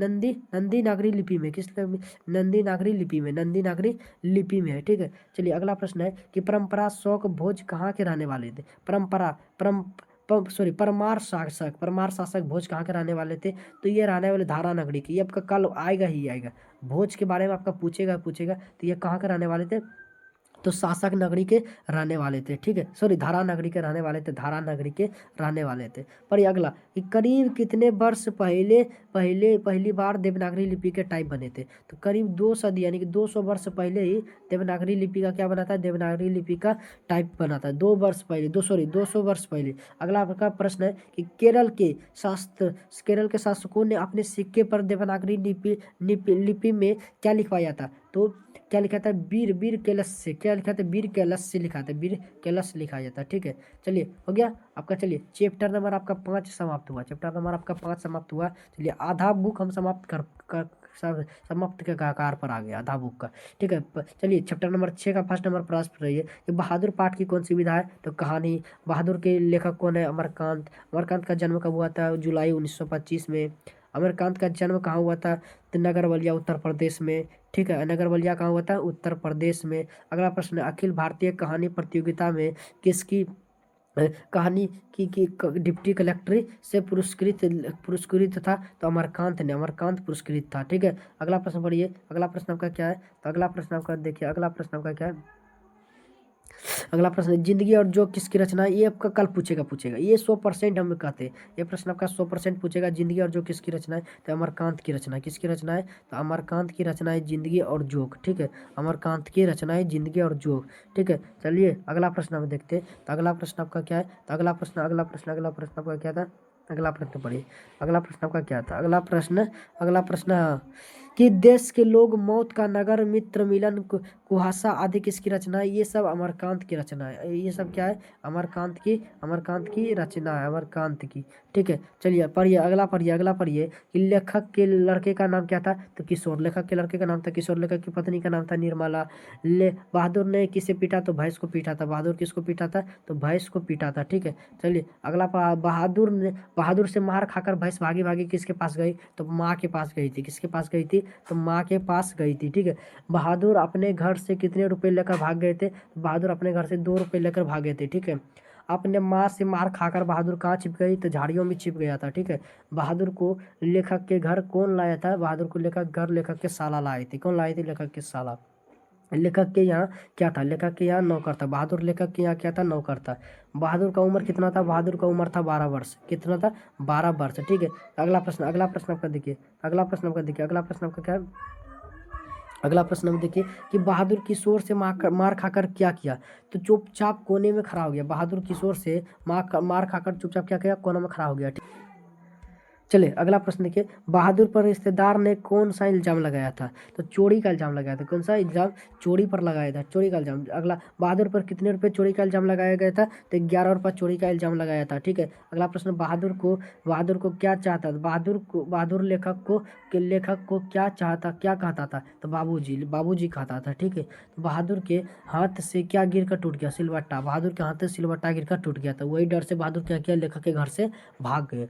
ठीक है। बहादुर के क्या नहीं बनने पर निर्मला ने उसे पीटा। तो बहादुर के रोटी नहीं बनाने पर निर्मला ने उसे बहुत पीटा था। ठीक है। बहादुर कहाँ का रहने वाला था? बहादुर नेपाल का रहने वाला था। ठीक है। बहादुर का पूरा नाम क्या था? दिल बहादुर नाम था। इसके नाम से दिल किसने उड़ा दिया था? इसके नाम से दिल किसने उड़ा था? तो निर्मला ने इसके नाम से क्या किए थे? दिल को उड़ा दिए थे, दिल को उड़ा दिए थे। ठीक है। अगला, बहादुर अपने घर से क्यों भागा? माँ की मार के कारण। ठीक है। बहादुर का बाप कहाँ मारा गया था? तो युद्ध में। ठीक है। अगला प्रश्न है, लेखक की पत्नी के रिश्तेदार किस दिन आए थे? तो रविवार के दिन आए थे। ठीक है।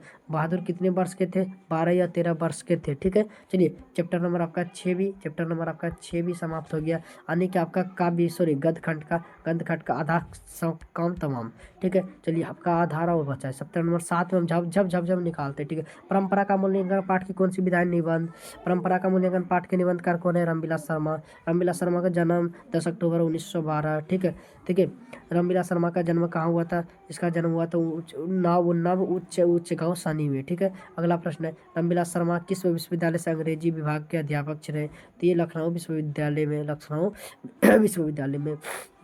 अगला प्रश्न देखिए, रामविलास शर्मा किस विश्वविद्यालय में कुलपति के रूप में थे? तो आगरा विश्वविद्यालय में। ठीक है। आगरा विश्वविद्यालय में ये क्या थे? कुलपति थे। ठीक है। चलिए, अगला, रामविलास शर्मा का निधन कब हुआ? तो 30 मई 2000 ईस्वी को रामविलास शर्मा का निधन हो गया था। निराला की साहित्य साधना किसकी रचना है? रामविलास शर्मा की। ये कल पूछेगा। बताइए, निराला की साहित्य साधना किसकी रचना है? ये आपका कल आपका ये 100% आएगा। कल आपका ये 100% आएगा। ठीक है। तो बोल दीजिएगा रामविलास शर्मा में टिक मारिएगा। ठीक है। रामविलास शर्मा को किस कृति के लिए साहित्य अकादमी पुरस्कार मिली था?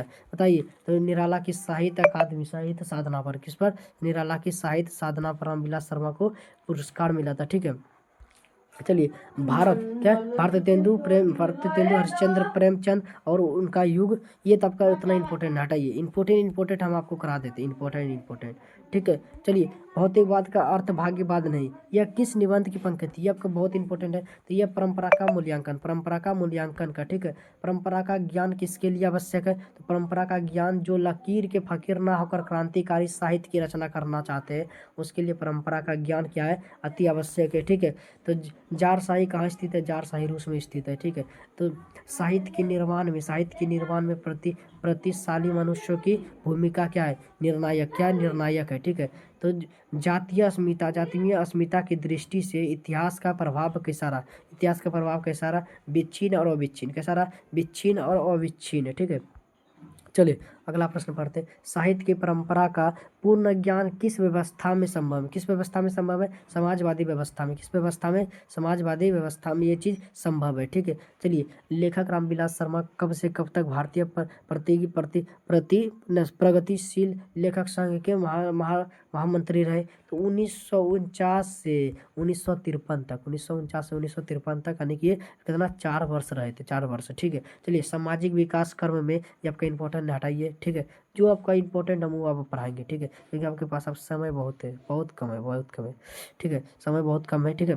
क्या? देखिए, हाँ, मनुष्य और परिस्थिति का संबंध कैसा? बहुत ज़्यादा इंपॉर्टेंट है। ये आपका कल आने का बहुत ज़्यादा चांस है, 90% चांस है कि ये प्रश्न आपसे पूछ लिया जाए कि मनुष्य और परिस्थिति का संबंध कैसा है। बताइए। तो द्वंद्वात्मक है। कैसा? द्वंद्वात्मक। हिंदी आलोचना को वैज्ञानिक दृष्टि प्रदान करने का श्रेय जिनको है? रामविलास शर्मा को। किसको है? रामविलास शर्मा का। ठीक है। तो किसने किया? संभोहित संघ का आक्रमण किया? तो हिटलर ने। किसने? हिटलर ने। ठीक है। चलिए, हिटलर ने। किसने किया था? हिटलर ने। अगला, यदि मनुष्य परिस्थितियों का नियामक नहीं, तो परिस्थिति भी मनुष्य का क्या है? नियामक नहीं है। ठीक है। परिस्थिति भी मनुष्य का नियामक नहीं है। तो चलिए, अगला प्रश्न पर चलते हैं। चलिए, अगला प्रश्न है, सोवियत संघ के लोग विरोधी संग्राम को क्या कहते हैं? हिटलर विरोधी संग्राम को क्या कहते हैं? महान राष्ट्रीय संग्राम। क्या कहते हैं? महान राष्ट्रीय संग्राम। क्या? अस्मिता का अर्थ क्या होता है? पहचान। चलिए, चैप्टर नंबर आपका 7 समाप्त। चैप्टर नंबर 8 के सारे इंपॉर्टेंट प्रश्नों को हम कल छुएंगे। ठीक है। सिर्फ रिवीजन करना। जीत निरखत, ये आपका जीत में निरखत हूँ पाठ की कौन सी विधा है? ये साक्षात्कार है। ठीक है। जीत में निरखत हूँ पाठ के रचनाकार कौन है? पंडित बिरजू महाराज है। बताइए, पंडित बिरजू महाराज का जन्म कब हुआ था?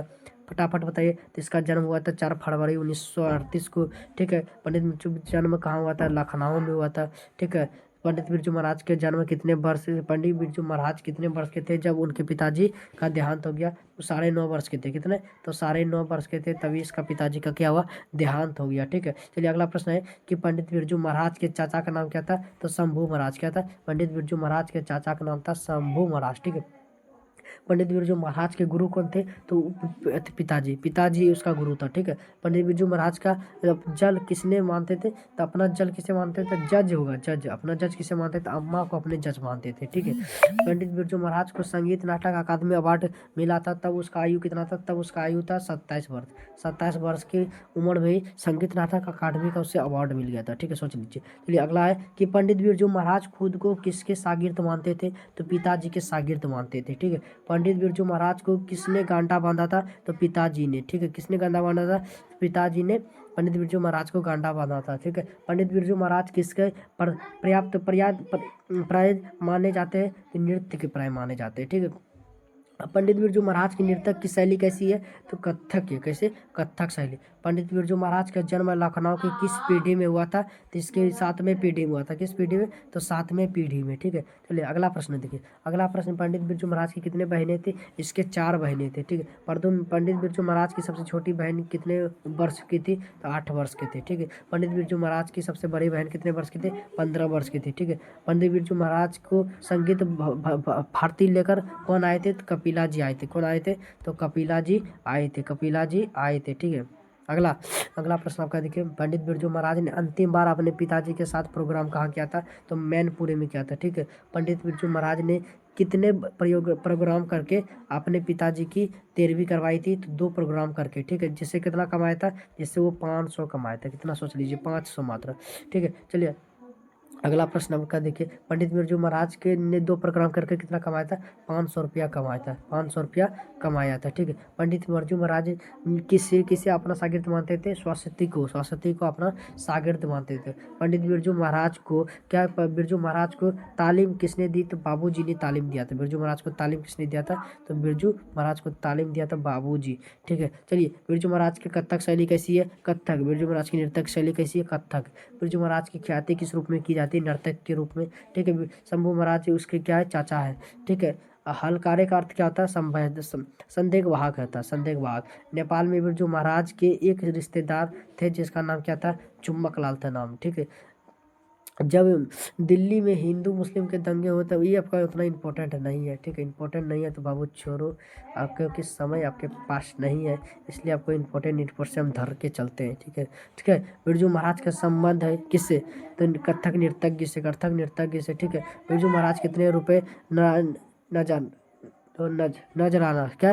नजराना देकर अपने गुरु से पिताजी से गांडा बनवाया था 500 रुपया देकर। 500 रुपया देकर। ठीक है, शागिर्द का अर्थ होता है शिष्य। शागिर्द का अर्थ क्या होता है? शिष्य होता है। ठीक है, चलिए चैप्टर नंबर 8 भी आपका क्या हुआ? समाप्त। अब चैप्टर नंबर हम क्या चलते हैं? 9 में। चैप्टर नंबर आपका 9 में चलते हैं। चैप्टर 9 में देखिए, अभिमन्यु पाठ की कौन सी विधा है? ललित रचना। ठीक है, अभिमन्यु के लेखक कौन है? अशोक वाजपेयी।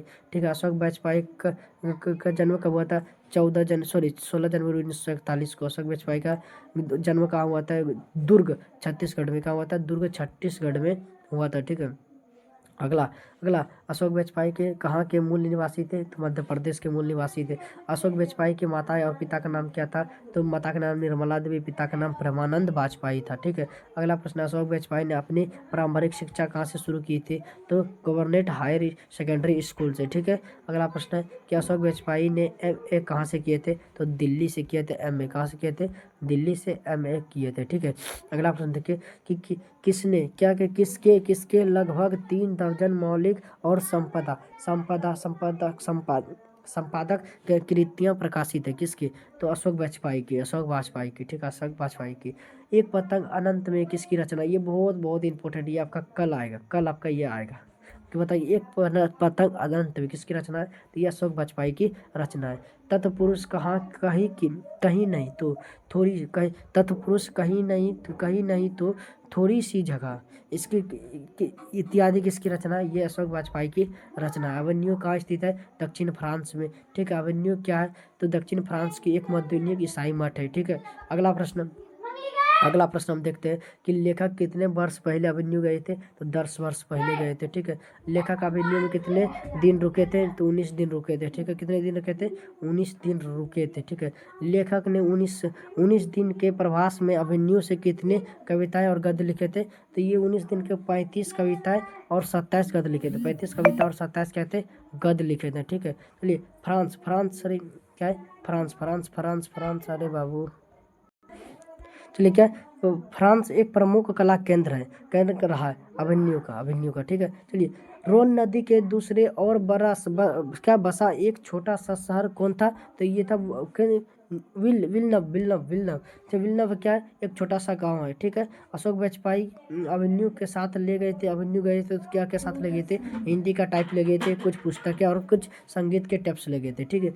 अगला प्रश्न है कि 14वीं सदी के फ्रेंच क्रांति तक किसकी धार्मिक उपयोग रहा है, किसका धार्मिक उपयोग रहा है। ठीक है, लासत्रुज का, किसका, लासत्रुज क्या था, लासत्रुज ईसाई मठ था। क्या था, किसको पिकासो की कृति का नाम क्या था, क्या पिकासो की कृति का नाम था माता मोलेज द अवेन्यू। ये आपका पूछेगा ही पूछेगा, कल पूछेगा, बताइए पिकासो का कृति का नाम क्या था, तो मादा मोलेज द अवेन्यू। ठीक है, ये आपका पूछेगा 100% आपका ये कल पूछेगा, बताइए 100% पूछेगा। ठीक है, रोन नदी के किनारे बसे शहर का नाम क्या था, तो अवेन्यू। रोन नदी के किनारे बसे शहर का नाम था अवेन्यू। प्रत्येक वर्ष अवेन्यू में कैसा समारोह आयोजित होता था, तो रंग समारोह। कैसा समारोह होता था, प्रत्येक वर्ष अवेन्यू में रंग समारोह होता था। ठीक, रंग समारोह। क्या, मिल्नव और अवेन्यू के बीच कौन सी नदी होती है, रोन नदी। कौन सी नदी, रोन नदी। अवेन्यू क्या है, अवेन्यू ईसाई मठ है। क्या है, ईसाई मठ है। ठीक है, चलिए अगला प्रश्न हम देखते हैं। तो अगला प्रश्न, अवेन्यू में रहकर लगभग 30 संयुक्त कविताएं लिखने वाले अतिथ्यार्थवादी कवि कौन है, तो आंद्रे तो यार छोड़ो जो इम्पोर्टेंट आपका यहाँ में, हाँ ये आपका अवेन्यू फ्रांस, ये आपका उतना इम्पोर्टेंट नहीं है, इसका आपका ये भी इम्पोर्टेंट नहीं है। ठीक है, आपका इम्पोर्टेंट हम करा रहे हैं। चलिए अगला प्रश्न है कि पीटरबर्ग का विवाद प्रस्तुत महाभारत पहले कहाँ प्रस्तुत किया जाने वाला है, अवेन्यू में। ठीक है, ये सब तो आपको नहीं लग रहा है कि हमको पूछने वाला, फिर भी पढ़ लीजिए, छोड़ के पढ़ते हैं। अवेन्यू किस नदी स्थित है, तो रोन नदी पर। कि कहाँ पर स्थित है, रोन नदी पर। जो इंपॉर्टेंट हमको लग रहा है वो आपको बस हम करा दे रहे हैं। ठीक है, ये आपका पूछ सकता है। ठीक है, क्या अशोक वाजपेयी को नदी किनारे किसकी कविता याद आती है, तो अशोक वाजपेयी की नदी किनारे विनोद कुमार शुक्ल की कविता याद आती है। ठीक है, याद आती है। ठीक है, अशोक वाजपेयी नदी की तुलना किससे करते हैं, तो कविता से। किससे करते हैं, कविता से। हाँ, कविता से जी। अशोक वाजपेयी को नदी के किनारे विनोद कुमार शुक्ल की कौन सी कविता याद आती है, नदी चेहरे लोगों के। ठीक है, चलिए चैप्टर नंबर आपका क्या था, चैप्टर नंबर आपका 9 समाप्त, यानी कि चैप्टर नंबर आपका और 10, 11 और 12। ठीक है, आपका 3 चैप्टर और बचा है गद्यखंड में। ठीक है, काव्य खंड में तो उतना चैप्टर थी क्वेश्चन नहीं रहेगा मुझे इससे। मछली कौन सी विधायक मछली कहानी है। ठीक है, इसका लेखक है विनोद कुमार शुक्ल। इसका जन्म कब हुआ था, 1 जनवरी 1937 को। कहाँ हुआ था, क्या था, राजनांद गाँव छत्तीसगढ़ में। ठीक है, विनोद कुमार शुक्ल किस विश्वविद्यालय से एसोसिएट प्रोफेसर थे, तो ये इंदिरा गांधी कृषि विश्वविद्यालय से। ठीक है, नौकर की कमीज किसकी रचना, ये आपका बहुत इंपॉर्टेंट है, ये आपका कल पूछेगा। बताइए नौकर की कमीज किसकी रचना है, तो विनोद कुमार शुक्ल की। किसकी रचना है, तो विनोद कुमार शुक्ल की नौकर की कमीज रचना है, किसकी, विनोद कुमार शुक्ल। चलिए अगला प्रश्न है कि पैर पर कमरा और महाविद्यालय किसकी 2 प्रसिद्ध रचना, तो ये विनोद कुमार शुक्ला का। ये दोनों भी पूछेगा, पैर पर कमरा और महाविद्यालय, ये दोनों का पूछ सकता है कि किसकी रचना है, तो विनोद कुमार शुक्ल में टिक करिएगा। ठीक है, अगला है कि विनोद कुमार शुक्ल को रघुवीर सहायक स्मृति पुरस्कार कब मिला था, बताइए, तो 1997 में मिला था, 1997 में। ठीक है, एकदम पर्सन डेट याद रखिए, डेट आपका बहुत ज़्यादा इंपॉर्टेंट है। ठीक है, विनोद कुमार शुक्ल को साहित्य अकादमी पुरस्कार कब मिला था, तो 1990 में मिला था। कब मिला था, तो 1990 में। ठीक, मछली कहानी किस कहानी संग्रह से लिया गया है, तो ये महाविद्यालय से लिया गया है। तो लेखक के घर मछली कौन खाता था, तो लेखक के पिताजी खाते थे। ठीक है, पिताजी ने उस बाजार से कितने मछली लाई थी, तो 3 मछली लाई थी। ठीक है, अगला है पिताजी द्वारा बाजार से लाई गई 3 मछलियाँ, कितनी मछली मरी गई थी, उसमें 1 मछली मरी थी, 1 मछली मरी थी और 2 मछली क्या था, 2 मछली जिंदा था। ठीक है, चल अगला अगला आपका है कि मछली के लिए मसाला कौन पीस रहा था, तो माँ मछली के लिए मसाला पीस रहा था। तो लेखक को मछली खाने से किसने मना किया था, तो माँ ने मना किया था। ठीक है, चलिए मछली को कौन काट रहा था, तो भग्गू मछली को काट रहा था। मछली छूते हुए कौन हिचकिचा रहा था, संतू। ठीक है, मछली लेकर कहाँ घुस गए थे, तो क्या है, पतली गली में। बच्चे के मन में मछली के प्रति अभिलाषा थी, क्या अभिलाषा थी, तो मछली को एक कुएं में डालने की अभिलाषा थी। ठीक है, तो अगला प्रश्न देखिए, अगला प्रश्न आपका क्या है, तो अगला प्रश्न हम देखते हैं कि किसने कहा था कि मरी हुई मछलियां की आंखें में परछाई नहीं बनती है। ये दीदी ने कहा था कि मछली क्या है, कि दीदी। पर अगला प्रश्न है, मछली की तरह कौन तरफ रही थी, तो दीदी मछली की तरफ रही थी। ठीक है, मछली कहानी में दीदी का प्रेमी कौन था, नरेन। ठीक है, तो पिताजी ने भगू से किसके हाथ पैर तोड़ने के लिए कहा था, नरेन का। ठीक है, अरे अरे कहता हुआ संतू किसके पीछे भागा, तो भग्गू के पीछे भागा था। ठीक है, तो मोहरा नदी शहर से कितनी दूर थे, 3 किलोमीटर दूर थे, 3 मील दूर थे। ठीक है, घर में कौन हल्की हल्की सिसकियां ले रही थी, तो दीदी। पूरे घर में कैसे गंध आ रही थी, गंध होगा, कैसे गंध आ रही थी, मछलियां की गंध आ रही थी। कैसी गंध, तो मछलियां की गंध आ रही थी। ठीक है, चलिए अगला प्रश्न देखिए, अगला प्रश्न हो गया, लेखक अपने पिता से क्या मांगना चाहता था, मछली मांगना चाहता था। ठीक है, मछली में किस वर्ग का जीवन वर्णित है, तो मछली में मध्यम वर्ग का जीवन वर्णित है। ठीक है, चलिए खरीदे गए मछलियों में कितनी मछली जिंदा थी, 2 मछली जिंदा थी। ठीक है, पिताजी किससे नाराज था, नरेन होगा, नरेंद्र नहीं होगा,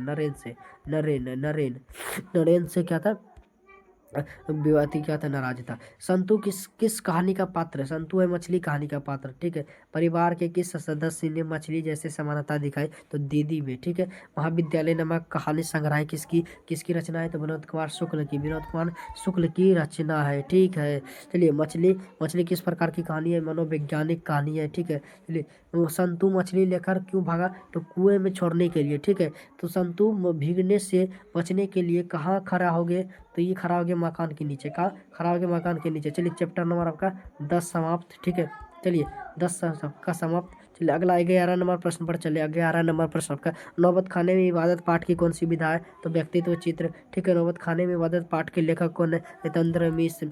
ठीक है, यतेंद्र मिश्र का जन्म कब हुआ था, 1977 में। ठीक है, 1977 में हुआ था। यतेंद्र मिश्र का जन्म कहाँ हुआ था, अयोध्या उत्तर प्रदेश में। ठीक है, यतेंद्र मिश्र की हिंदी भाषा और साहित्य में MA किस विश्वविद्यालय से किए थे, लखनऊ विश्वविद्यालय से। किस लेखक को राजीव गांधी एकता पुरस्कार, राजा पुरस्कार, हेमंत स्मृति कविता पुरस्कार, ऋतुराज सम्मान पुरस्कार आदि सम्मानित मिला, तो यतेंद्र मिश्र को।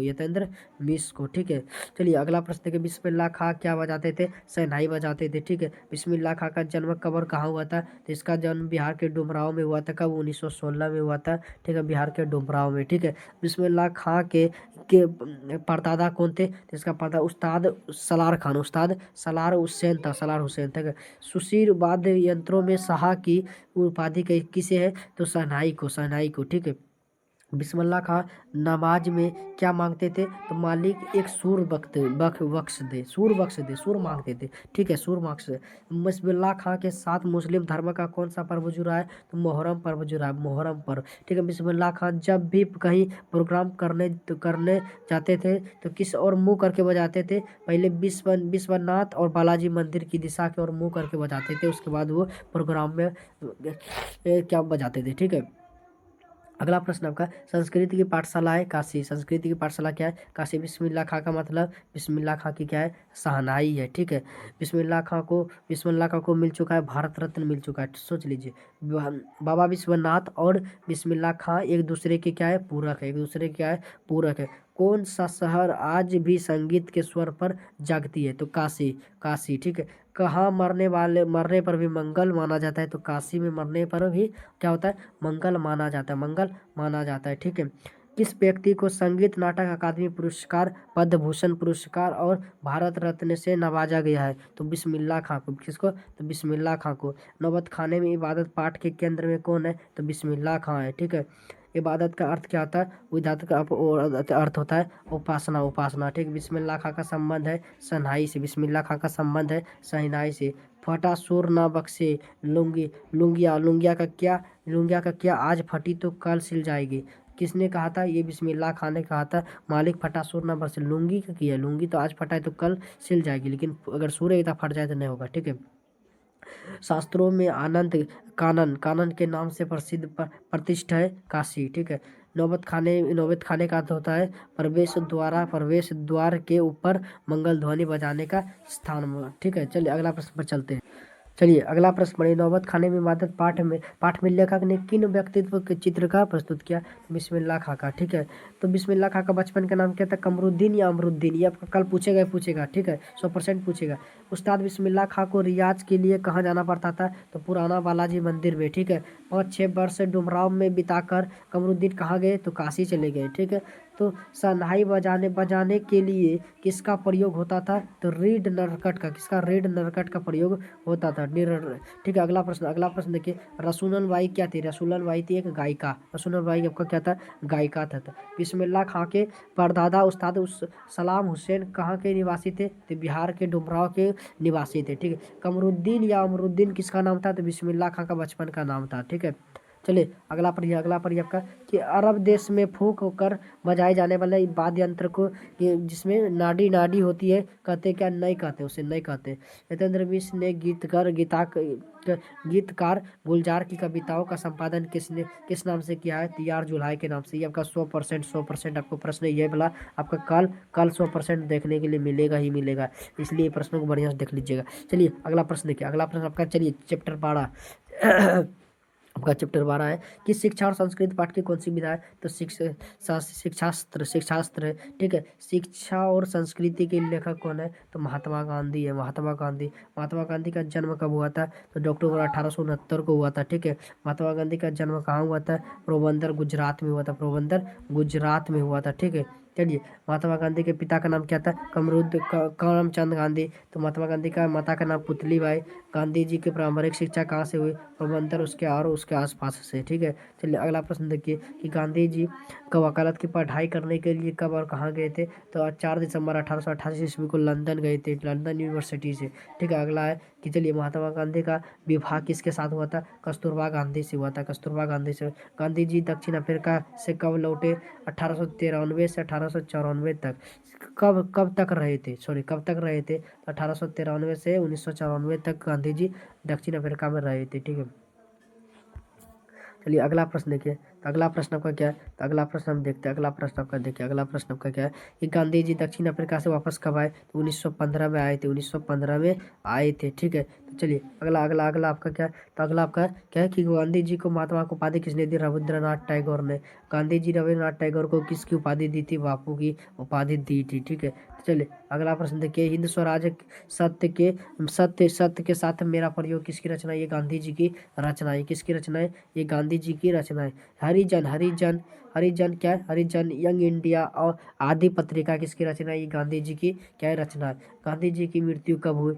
कि 30 जनवरी 1948 ईस्वी को नई दिल्ली में। ठीक है। 30 जनवरी 1948 ईस्वी को हुआ था। ठीक है। चलिए गांधी जी की स्मृति में हम कौन सा दिवस मनाते हैं? अहिंसा दिवस मनाते हैं। ठीक है। बापू का अगर कितने राष्ट्रीय किन्हें याद करते हैं? तो गांधी जी को याद करते हैं। ठीक है। तो अंतर्राष्ट्रीय स्तर पर अहिंसा दिवस कब मनाया जाता है? तो 2 अक्टूबर को मनाया जाता है। ठीक है। 2 अक्टूबर को मनाया जाता है। ठीक है। अंग्रेजों के खिलाफ अहिंसा का पहला प्रयोग गांधी जी ने कहाँ किया था? तो दक्षिण अफ्रीका में किया था। कहाँ किया था? तो दक्षिण अफ्रीका में किया था। ठीक है। चलिए अगला गुरु नानक देव जी किसके बिना इस जगत में जन्म व्यर्थ मानता है? जी सीधे ढूंढिए काव्य खंड में। ठीक है। काव्य खंड में। चलिए आपका गद्य खंड पूरा तरीका से समाप्त। गद्य खंड आपका क्या हुआ? गद्य खंड पूरे तरीका से समाप्त हो गया। ठीक है। चलिए गुरु नानक देव जी किसके बिना इस जगत में जन्म को व्यर्थ मानते हैं? तो राम नाम के बिना। ठीक है। राम नाम के बिना क्या है? इस जगत में जन्म व्यर्थ है। ठीक है। गुरु नानक कौन थे? गुरु नानक क्या थे? गुरु नानक सिखों के प्रथम गुरु थे। क्या थे? प्रथम गुरु थे। ठीक है। चलिए चलिए अगला, राम नाम बिनु बिरते जगी जन्म पाठ की कौन सी विधा है, कविता है। ठीक है, राम नाम बिरतु जगी जन्म पाठ के कवि कौन है, गुरु नानक है। ठीक है, गुरु नानक का जन्म कब कहाँ हुआ था, 1969 में, सॉरी 1469 में। कहाँ, तलवंडी ग्राम में हुआ था। तलवंडी ग्राम जिला कहाँ था, लाहौर, जो अभी वर्तमान में कहाँ है, पाकिस्तान में पड़ता है। ठीक है, किन किन जन्म स्थान, किन किन किन का जन्म स्थान ननकाना साहिब के नाम से जाना जाता है, गुरु नानक का। ठीक है, गुरु नानक का पिता का नाम क्या था, कालू चंद खत्री, माता का नाम तृप्ता देवी, लक्ष्मी, सॉरी पत्नी का नाम लक्ष्मी देवी। ठीक है, किस कवि ने वर्णाकर्म, वर्णाश्रम, वर्णाश्रम व्यवस्था और कर्मकांड का विरोध करके निर्गुण ब्राह्मण का प्रचार किया, तो ये गुरु नानक जी ने किया था, गुरु नानक जी ने। ठीक है, चलिए अगला प्रश्न देखिए, अगला प्रश्न है, गुरु नानक की भेंट किस शासक से हुई थी, तो बाबर से हुई थी। ठीक है, तो सिख धर्म के प्रवर्तक कौन थे, सिख धर्म के प्रवर्तक गुरु नानक। ठीक है, गुरु नानक देव जी पंजाबी भाषा के साथ साथ और किस भाषा में कविताएं लिखते थे, ये हिंदी भाषा में लिखते थे। ठीक है, गुरु नानक जी की भाषा में मेल था कि ब्रज भाषा और खड़ी बोली दोनों का। ठीक है, गुरु नानक देव जी की रचनाओं का संग्रह किसने किया था, तो रचनाओं का संग्रह सिख धर्म के पांचवें गुरु गुरु अर्जुन देव जी ने किए थे। कौन, सिख धर्म के पांचवें गुरु गुरु अर्जुन देव जी ने किए थे। ठीक है, चलिए अगला प्रश्न देखिए, गुरु नानक देव जी की रचनाओं का संग्रह कब किया था, तो 1604 ईस्वी में। कब हुआ था, 1604 ईस्वी में। सिख धर्म में गुरु नानक देव जी की रचनाओं का संग्रह संग्रह क्या क्या कहलाता है, तो ग्रंथावली साहिब, ग्रंथावली साहिब कहते हैं। तो क्या, जपूजी, आशा दीवार, रही रास और सुशीला किसकी रचना है, तो ये गुरु नानक देव जी की रचना है। किसकी, गुरु नानक देव जी की रचना है। ठीक है, गुरु नानक देव जी की मृत्यु कब हुई थी, 1539 ईस्वी में, 1539 ईस्वी में हुई थी।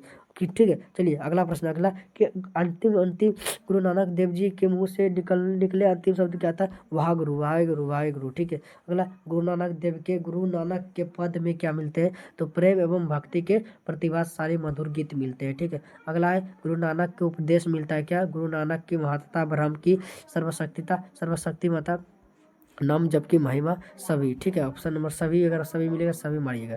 चलिए अगला प्रश्न है कि नानक की दृष्टि में ब्रह्म का निवास कहाँ है, सच्चे हृदय में।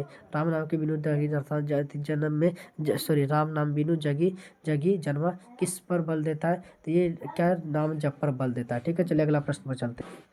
अगला प्रश्न है कि वृथ्य का अर्थ क्या होता है, वृथ्य का अर्थ व्यर्थ होता है। ठीक है, कि जो नर दुख में दुख नहीं माने, किसकी रचना है, ये गुरु नानक की रचना है। ठीक है, हर इरा से कवि का क्या अभिप्राय है, तो राम नाम के जाप से। ठीक है, गुरु नानक के पद क्या, गुरु नानक के पद है प्रेम एवं भक्ति के मधुर गीत है। ठीक है, अगला, किसके बिना प्राणी को मुक्ति नहीं मिलती है, तो के गुरु ज्ञान के बिना। ठीक है, गुरु नानक किस मार्ग के कवि है, तो निर्गुण भक्ति मार्ग के कवि है। ठीक है, गुरु नानक का जन्म, गुरु नानक साहब का अब कहाँ है, उसका जन्म ननकाना पाकिस्तान में। ठीक है, चलिए चैप्टर नंबर 2 में, चैप्टर नंबर 2 का अति सुदो सेने को मार्ग पाठ की कौन सी विधा, ये भी कविता है। ठीक है, अति सुदो कवि कौन है, इसका कवि घनानंद। घनानंद का जन्म कब हुआ था, 1689 ईस्वी में। ठीक है, अगला प्रश्न, अगला कि कवि घनानंद किस वाक्य कवि धारा के कवि है, तो रीतिमुक्त कवि के। ठीक है, चलिए अगर, घनानंद की हत्या किसने की थी, तो नादिर शाह के सैनिकों ने किया था। ठीक है, कवि घनानंद की हत्या कब हुई थी, 1739 ईस्वी में। कवि घनानंद किसके यहाँ मीर मुंशी का काम करते थे, वो मोहम्मद शाह रंगीले के यहाँ करते थे, मोहम्मद शाह रंगीले के। नादिर शाह के सैनिकों ने कवि घनानंद को क्या कहा, तो जर जर जर। तो कवि घनानंद ने भी क्या किया, नादिर शाह के सैनिकों को रज रज रज अर्थात 3 मुट्ठी धूल। ठीक है, प्रेम के पीर कवि कौन है, तो घनानंद है। ठीक है, घनानंद की भाषा कौन सी है, तो ये ब्रज भाषा। ठीक है, सुजान सागर क्या, बिरहा लीला रस कीली वल्ली आदि किसकी प्रसिद्ध रचना, ये घनानंद की प्रसिद्ध रचना है। ठीक है, चलिए अगला प्रश्न पर चलते हैं। तो अगला प्रश्न आपका क्या है, तो अगला प्रश्न है, घनानंद की भाषा थी क्या, प्राकृतिक और शुद्ध ब्रज भाषा। ठीक है, अति सुदो सने को मार्ग है कविता की किसकी रचना है, तो ये घनानंद की। ठीक है, चलिए अब, आंसू विहीन ले बरसे के कवि कौन है, घनानंद। ठीक है, तुम कौन धो पाटी बढ़े, कौन धो पाटी पढ़े, हो कहो मन लेहु पर देहु छटाक नहीं, किस कविता का पंक्ति है, तो अति सुदर्शन ने मारक के कविता के क्या है, ये पंक्ति। ठीक है, अगला है, कवि ने पर्जन्य किसे कहा है? तो कवि ने पर्जन्य बादल को कहा है। किसे कहा है? तो बादल बादल को पर्जन्य कहा है। ठीक है। अगला, घनानंद के अनुसार कौन सा मार्ग अति सीधा और सरल है? तो स्नेह का मार्ग। किसका? स्नेह का मार्ग। तो मार्ग सुजान क्या है? मार्ग सुजान ये आपका उतना इंपॉर्टेंट है। घनानंद की कविता में किसकी रचना है? तो प्रेम की पीड़ा का, प्रेम की पीड़ा का। ठीक है। चलिए अगला अगला आपका ये आपका इंपॉर्टेंट आपका है, घनानंद उचित अत्यंत प्रसिद्ध सवैया। ये आपका बहुत ज़्यादा इंपॉर्टेंट, घनानंद रचित अत्यंत प्रसिद्ध क्या है? सवैया और घनाक्षरी। आपका बहुत बहुत बहुत ज़्यादा इंपॉर्टेंट है, ये आपका कल पूछेगा ही पूछेगा। ठीक है। चलिए चैप्टर नंबर 3 में चलते हैं, प्रेम यानी श्री राधिका। प्रेम यानी श्री राधिका। ठीक है। अच्छा पढ़िए, प्रेमनी सिद्धि राधिका कौन सी विधा है? कविता। इसके कवि कौन है? रस खान। ठीक है। रस खान का जन्म किस राजवंश में हुआ था? तो पठान राज्यवंश में हुआ था। ठीक है। दिल्ली कहाँ थी? रस खान दिल्ली से कहाँ गए? तो ब्रजभूमि चले गए थे। ठीक है। रस खान ने किससे पुष्टि मार्ग की दीक्षा ली थी? तो स्वामी विट्ठलनाथ से। ठीक है। स्वामी रस खान ने विट्ठलनाथ की किसकी दीक्षा दी थी? पुष्टि मार्ग की दीक्षा दी थी। ठीक है। प्रेम वाटिका और सुजान रस खान के रचनाकार रस खान है। सुजान रस खान के रचनाकार कौन है? तो रस खान थे, रस खान। चलिए अगला प्रश्न देखिए, आपका बहुत ज़्यादा इंपॉर्टेंट प्रश्न है कि किस ग्रंथ में कृष्ण की भक्ति संबंधित रचनाएं? तो सुजान रस खान में। तो रस खान किस छंद के सती थे? सिद्ध थे? तो सवैया छंद में। ये आपका बहुत बहुत इंपॉर्टेंट है, बहुत बहुत इंपॉर्टेंट। ठीक है। आपका क्या है? बहुत ज़्यादा इंपॉर्टेंट सवैया छंद वाला। ठीक है। तो संप्रदाय मुक्त कृष्ण भक्त कवि कौन थे? तो रस खान थे। ठीक है। प्रेमनी श्री राधिका के दोहे कहाँ से संकलित है? तो रस खान रचनावाली से संकलित है। ठीक है। चलिए अगला अगला देखिए, क्या अगला आपका रस खान किस काल के कवि है? तो भक्ति काल के कवि थे। ठीक है। रसखान के सवैया की भाषा है ब्रज भाषा। ठीक है। रसखान ने प्रेम वाटिका की रचना कब की थी? तो 1610 ईस्वी में। ठीक है।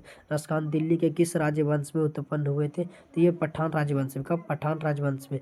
किनकी रचनाओं से मुक्त होकर भारतेंदु हरिश्चंद्र ने कहा था, इन मुसलमानों पर कोटि कोटि ने हिंदू भाई, यानी कि करोड़ों हिंदू न्यौछावर है। ठीक है। चलिए अगला आपका प्रश्न है कि करील के कुंज ऊपर वाले कवि कौन है? तो रस खान है। ठीक है। तो कवि ने माली मालिन किसे कहा है? तो राधा कृष्ण में। बहुत बहुत ज़्यादा इंपॉर्टेंट है, ये आपका बहुत ज़्यादा इंपॉर्टेंट है। ठीक है। रस खान के रचना काल कौन है? तो इसका रचना काल के समय किसका राज्य था? तो जहांगीर का राज्य था। ठीक है। कवि रस खान किस चित चोर कहा है? तो कृष्ण को चित चोर कहा है। ठीक है। तो रस खान द्वारा कृष्ण लीला का गान किया गया है तो सवैया में। किसमें? सवैया में। ठीक है। कबीर रस खान ने प्रेम ऐनी किसे कहा है? तो राधा को प्रेम ऐनी कहा है। ठीक है। सवैया एवं छंद के सिद्ध कौन थे? रस खान। ठीक है। तो कवि किसके परम परम भक्त थे? तो रस खान थे, कृष्ण भक्त के परम भक्त। चलिए चैप्टर 4 आपका, चलिए चैप्टर 4 आपका क्या है कि स्वदेशी पाठ कौन सी विधा है? ये आपका कविता। स्वदेशी कौन सी विधा है? कविता है। ठीक है। तो स्वदेशी पाठ के लेखक कौन है? प्रेमघन है। ठीक है। इसका लेखक प्रेमघन का पूरा नाम क्या था? प्रेमघन का पूरा नाम बद्री नारायण चौधरी था। बद्री नारायण चौधरी प्रेमघन। प्रेमघन का जन्म कब हुआ था? 1855 में मिर्जापुर उत्तर प्रदेश में। ठीक है। तो प्रेमघन का निधन कब हुआ था? 1922 में हुआ था। ठीक है। तो प्रेमघन किस युग के कवि थे? तो भारतेंदु युग के कवि थे। प्रेमघन अपना आदर्श किसे मानते थे? तो भारतेंदु हरिश्चंद्र को मानते थे। ठीक है। अगला प्रश्न हम चलते हैं। अगला प्रश्न आपका क्या था? अगला प्रश्न, प्रेमघन ने रसिक समाज की स्थापना कब की थी? बहुत बहुत इंपॉर्टेंट है, ये आपका बहुत ज़्यादा इंपॉर्टेंट है। रसिक समाज की स्थापना कब की थी? ये आपका क्या है? ये आपका बहुत ज़्यादा इंपॉर्टेंट है। तो 1874 में। ये आपका कल आने का बहुत ज़्यादा चांस है, कल आने का इसका बहुत ज़्यादा चांस है। ठीक है। अगला है, रसिक समाज की स्थापना किसने की थी? तो प्रेमघन ने। ठीक है। कि आनंद कांदावनी अंदर का मासिक पत्रिका तथा नगरी नीरद नामक साप्ताहिक पत्रिका का संपादन किसने किया था? तो इस संपादन किया था प्रेमघन ने। ठीक है। चलिए अगला है कि प्रेमघन की रचनाएं किस नाम से प्रसिद्ध है? तो प्रेम स्वरस से। ठीक है। तो जीर्ण जगत किसकी रचना है? तो प्रेमघन की रचना है। ठीक है। भारत सौभाग्य किसकी रचना है? तो प्रेमघन की रचना है, प्रेमघन की क्या है? रचना है। चलिए अगला पढ़िए। अगला पढ़िए, बद्री नारायण चौधरी प्रेमघन द्वारा रचित कौन सी कविता है? तो स्वदेशी। ठीक है। स्वदेशी। प्रदेश की विद्या पढ़ने से क्या परिणाम हुआ? सबकी विद्या क्या विदेशी हो गए। ये बहुत ज़्यादा इंपॉर्टेंट है, आपका ये प्रश्न कल आएगा ही आएगा। ठीक है। ये प्रश्न आपका आएगा। ठीक है। कल ये प्रश्न आपका आएगा कि सबकी विदेशी बुद्धि पढ़ने से क्या होगी, सबकी बुद्धि क्या होगी, विदेशी हो गई। ठीक है। प्रेमघन जी कवि के साथ साथ क्या थे, तो निबंधकार, नाटककार, समीक्षक सभी थे। ठीक है। कवि के अनुसार अब भारत में क्या दिखाई नहीं पड़ता है, तो कवि के अनुसार भारत में अब भारतीयता क्या होता है, दिखाई नहीं पड़ता है। प्रेमघन ने किस कविता में ग्रामीण जीवन का यथार्थवादी चित्रण किया है, ठीक है, तो जीर्ण जनपद में। किसमें, तो जीर्ण जनपद में क्या है। ठीक है। अगला है, भारतीय हिंदी युग के महत्वपूर्ण कवि कौन थे, तो प्रेमघन थे, प्रेमघन। ठीक है। हिंदुस्तानी नाम सोनी, अब ये सब कुछ लाजात पंक्ति किस कविता से युद्ध थे, तो स्वदेशी पर किस। ठीक है। सभी विदेशी वस्तु नरगति रीत रीत लखात कुछू न अब भारत में दर्शात, ये भारतीयता क्या है। चलिए अगला प्रश्न आपका, स्वदेशी कविता कहाँ से संकलित है, तो प्रेमघन स्वरस से। कहाँ से, प्रेमघन स्वरस से। ठीक है। चलिए अगला प्रश्न हम देखते हैं। अगला प्रश्न चलिए, चैप्टर नंबर हम 5 को करके फिर हम चलिए पाँच करिए। 5 नंबर आपका क्या, भारत माता पाठ की कौन सी विधायक कविता, भारत माता पाठ के कवि कौन है, सुमित्रानंद पंत। ठीक है। तो सुमित्रानंद पंत का जन्म कब हुआ था, 1980 में। ठीक है। सुमित्रानंद पंत का जन्म कहाँ हुआ था, इसका जन्म हुआ था अमोरा जिला के कोसानी यानी कि उत्तराखंड में। ठीक है। चलिए अगला प्रश्न देखिए, तो अगला आपका प्रश्न है, किस कवि के जन्म के 6 घंटे बाद उसकी माता का देहांत हो गया, सुमित्रानंद पंत की। उसका माँ का नाम क्या था, सरस्वती देवी। ठीक है। सुमित्रानंद पंत का निधन कब हुआ, 19 दिसंबर 1977 को। कब हुआ था, 19 दिसंबर 1977, सॉरी 29 दिसंबर 1977 को। ठीक है। अगला, प्राकृतिक और सौंदर्य के प्रेमी कवि कौन है, सुमित्रानंद पंत। ये आपका बहुत बहुत ज़्यादा इंपॉर्टेंट, ये आपका कल पूछेगा। ये बताइए प्राकृतिक और सौंदर्य के कवि कौन है, तो सुमित्रानंद पंत है। ठीक है। सुमित्रानंद पंत अंतिम काव्य कौन सा है, तो लोकायतन। ठीक है। उच्छ्वास, पल्लव, बीना, ग्राम्या, युगवाणी, चितंबरा इत्यादि किसकी रचना है, ये सब सुमित्रानंद पंत की क्या है, सुमित्रानंद पंत की रचना है, सुमित्रानंद पंत की रचना है। सुमित्रानंद पंत को चितंबरा क्या है, किसके चित्र के लिए कौन सा पुरस्कार मिला था, तो भारतीय भारतीय ज्ञानपीठ पुरस्कार मिला था। ठीक है। भारत पंत कैसे बने सुमित्रानंद पंत कवि कैसे बने, तो छायावाद कवि, सॉरी कवि कैसे कैसे कवि है, तो ये कैसे कवि है, ये छायावाद कवि है। ठीक है। भारत माता कविता किस काव्य संग्रह से संकलित है, तो ग्रामीण। ठीक है। सुमित्रानंद पंत के अनुसार भारत माता किसकी मूर्ति है, तो भारत माता उदासीन मिट्टी की क्या है, एक मूर्ति है, उदासीन मिट्टी की मूर्ति है। ठीक है। अगला प्रश्न देखिए, भारत माता कविता में भारत माँ का कौन सा चरित्र प्रस्तुत किया गया है, तो यथार्थ चरित्र प्रस्तुत किया गया। ठीक है। भारत के श्रेष्ठ मुख्य की तुलना कवि ने किससे की है, तो छायायुक्त चंद्र से।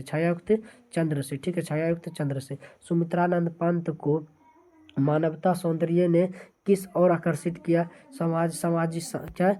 समाजवाद की ओर। ठीक है। कवि सुमित्रानंद पंत के अनुसार भारत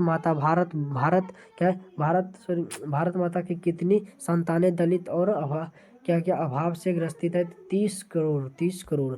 ठीक है। तो चलिए अगला प्रश्न देखिए। अगला प्रश्न आपका क्या है, सुमित्रानंद पंत के पिता का नाम क्या था, तो गंगाधर पंत। कि कवि पंत जी के अनुसार भारत माता का आंचल कैसा है, तो धूल से भरा। ठीक है। पंत की प्रमुख काव्य क्या है, काव्य कृति क्या है, उच्छाव, ग्राम्या, चिदंबरा, सभी उपयुक्त सभी। ठीक है। तो क्या कहा, सुमित्रानंद पंत ने मिट्टी की प्रतिमा उदास ने किसे कहा है, तो इसे भारत माता को। ठीक है। चलिए अगला, कवि पंत के अनुसार भारत माता है क्या है, ग्राम वासनी है। क्या है, ग्राम वासनी। ठीक है। तो पंत के अनुसार गंगा यमुना में क्या प्रभावित हो रही है, तो भारत माँ के आंसू। क्या है, भारत माँ के आंसू। ठीक है। चलिए आपका चैप्टर नंबर 5 समाप्त हुआ। चैप्टर नंबर आपका क्या हुआ, 5 समाप्त हुआ। ठीक है।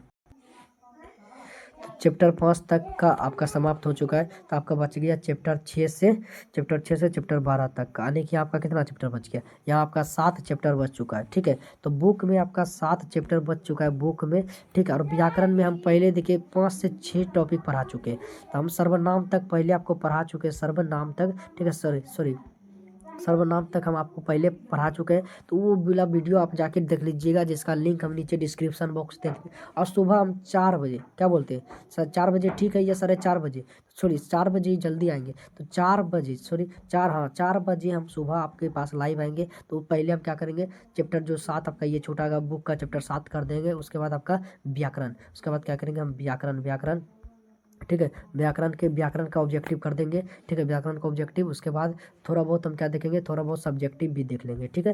तो इस क्लास को कैसा लगा कमेंट में ज़रूर आप लोग लिखिएगा, क्लास कैसा लगा, ठीक है। तो जाइए अभी अपना से खुद रिवीजन करिए। तो ये जो पीडीएफ है, आपको पीडीएफ हम दे देंगे, ये इसका पीडीएफ हम टेलीग्राम चैनल पर दे देंगे।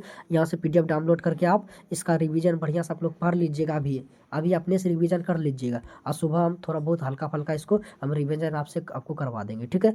अगर आप इसका पीडीएफ टेलीग्राम ऐप नहीं चलाते हैं तो इस नंबर पर कॉल कर सकते हैं, 8882301410, इस नंबर पर कॉल करिएगा। बोलिएगा हमें पीडीएफ चाहिए, हिंदी का पीडीएफ चाहिए, आपको हम हिंदी का पीडीएफ दे देंगे, आप बढ़िया से इसका रिवीजन कर लीजिएगा, ठीक है। तो धन्यवाद, मिलते हैं सुबह 4 बजे, सुबह 4 बजे तैयार रहिएगा, सुबह जल्दी उठिएगा, ठीक है।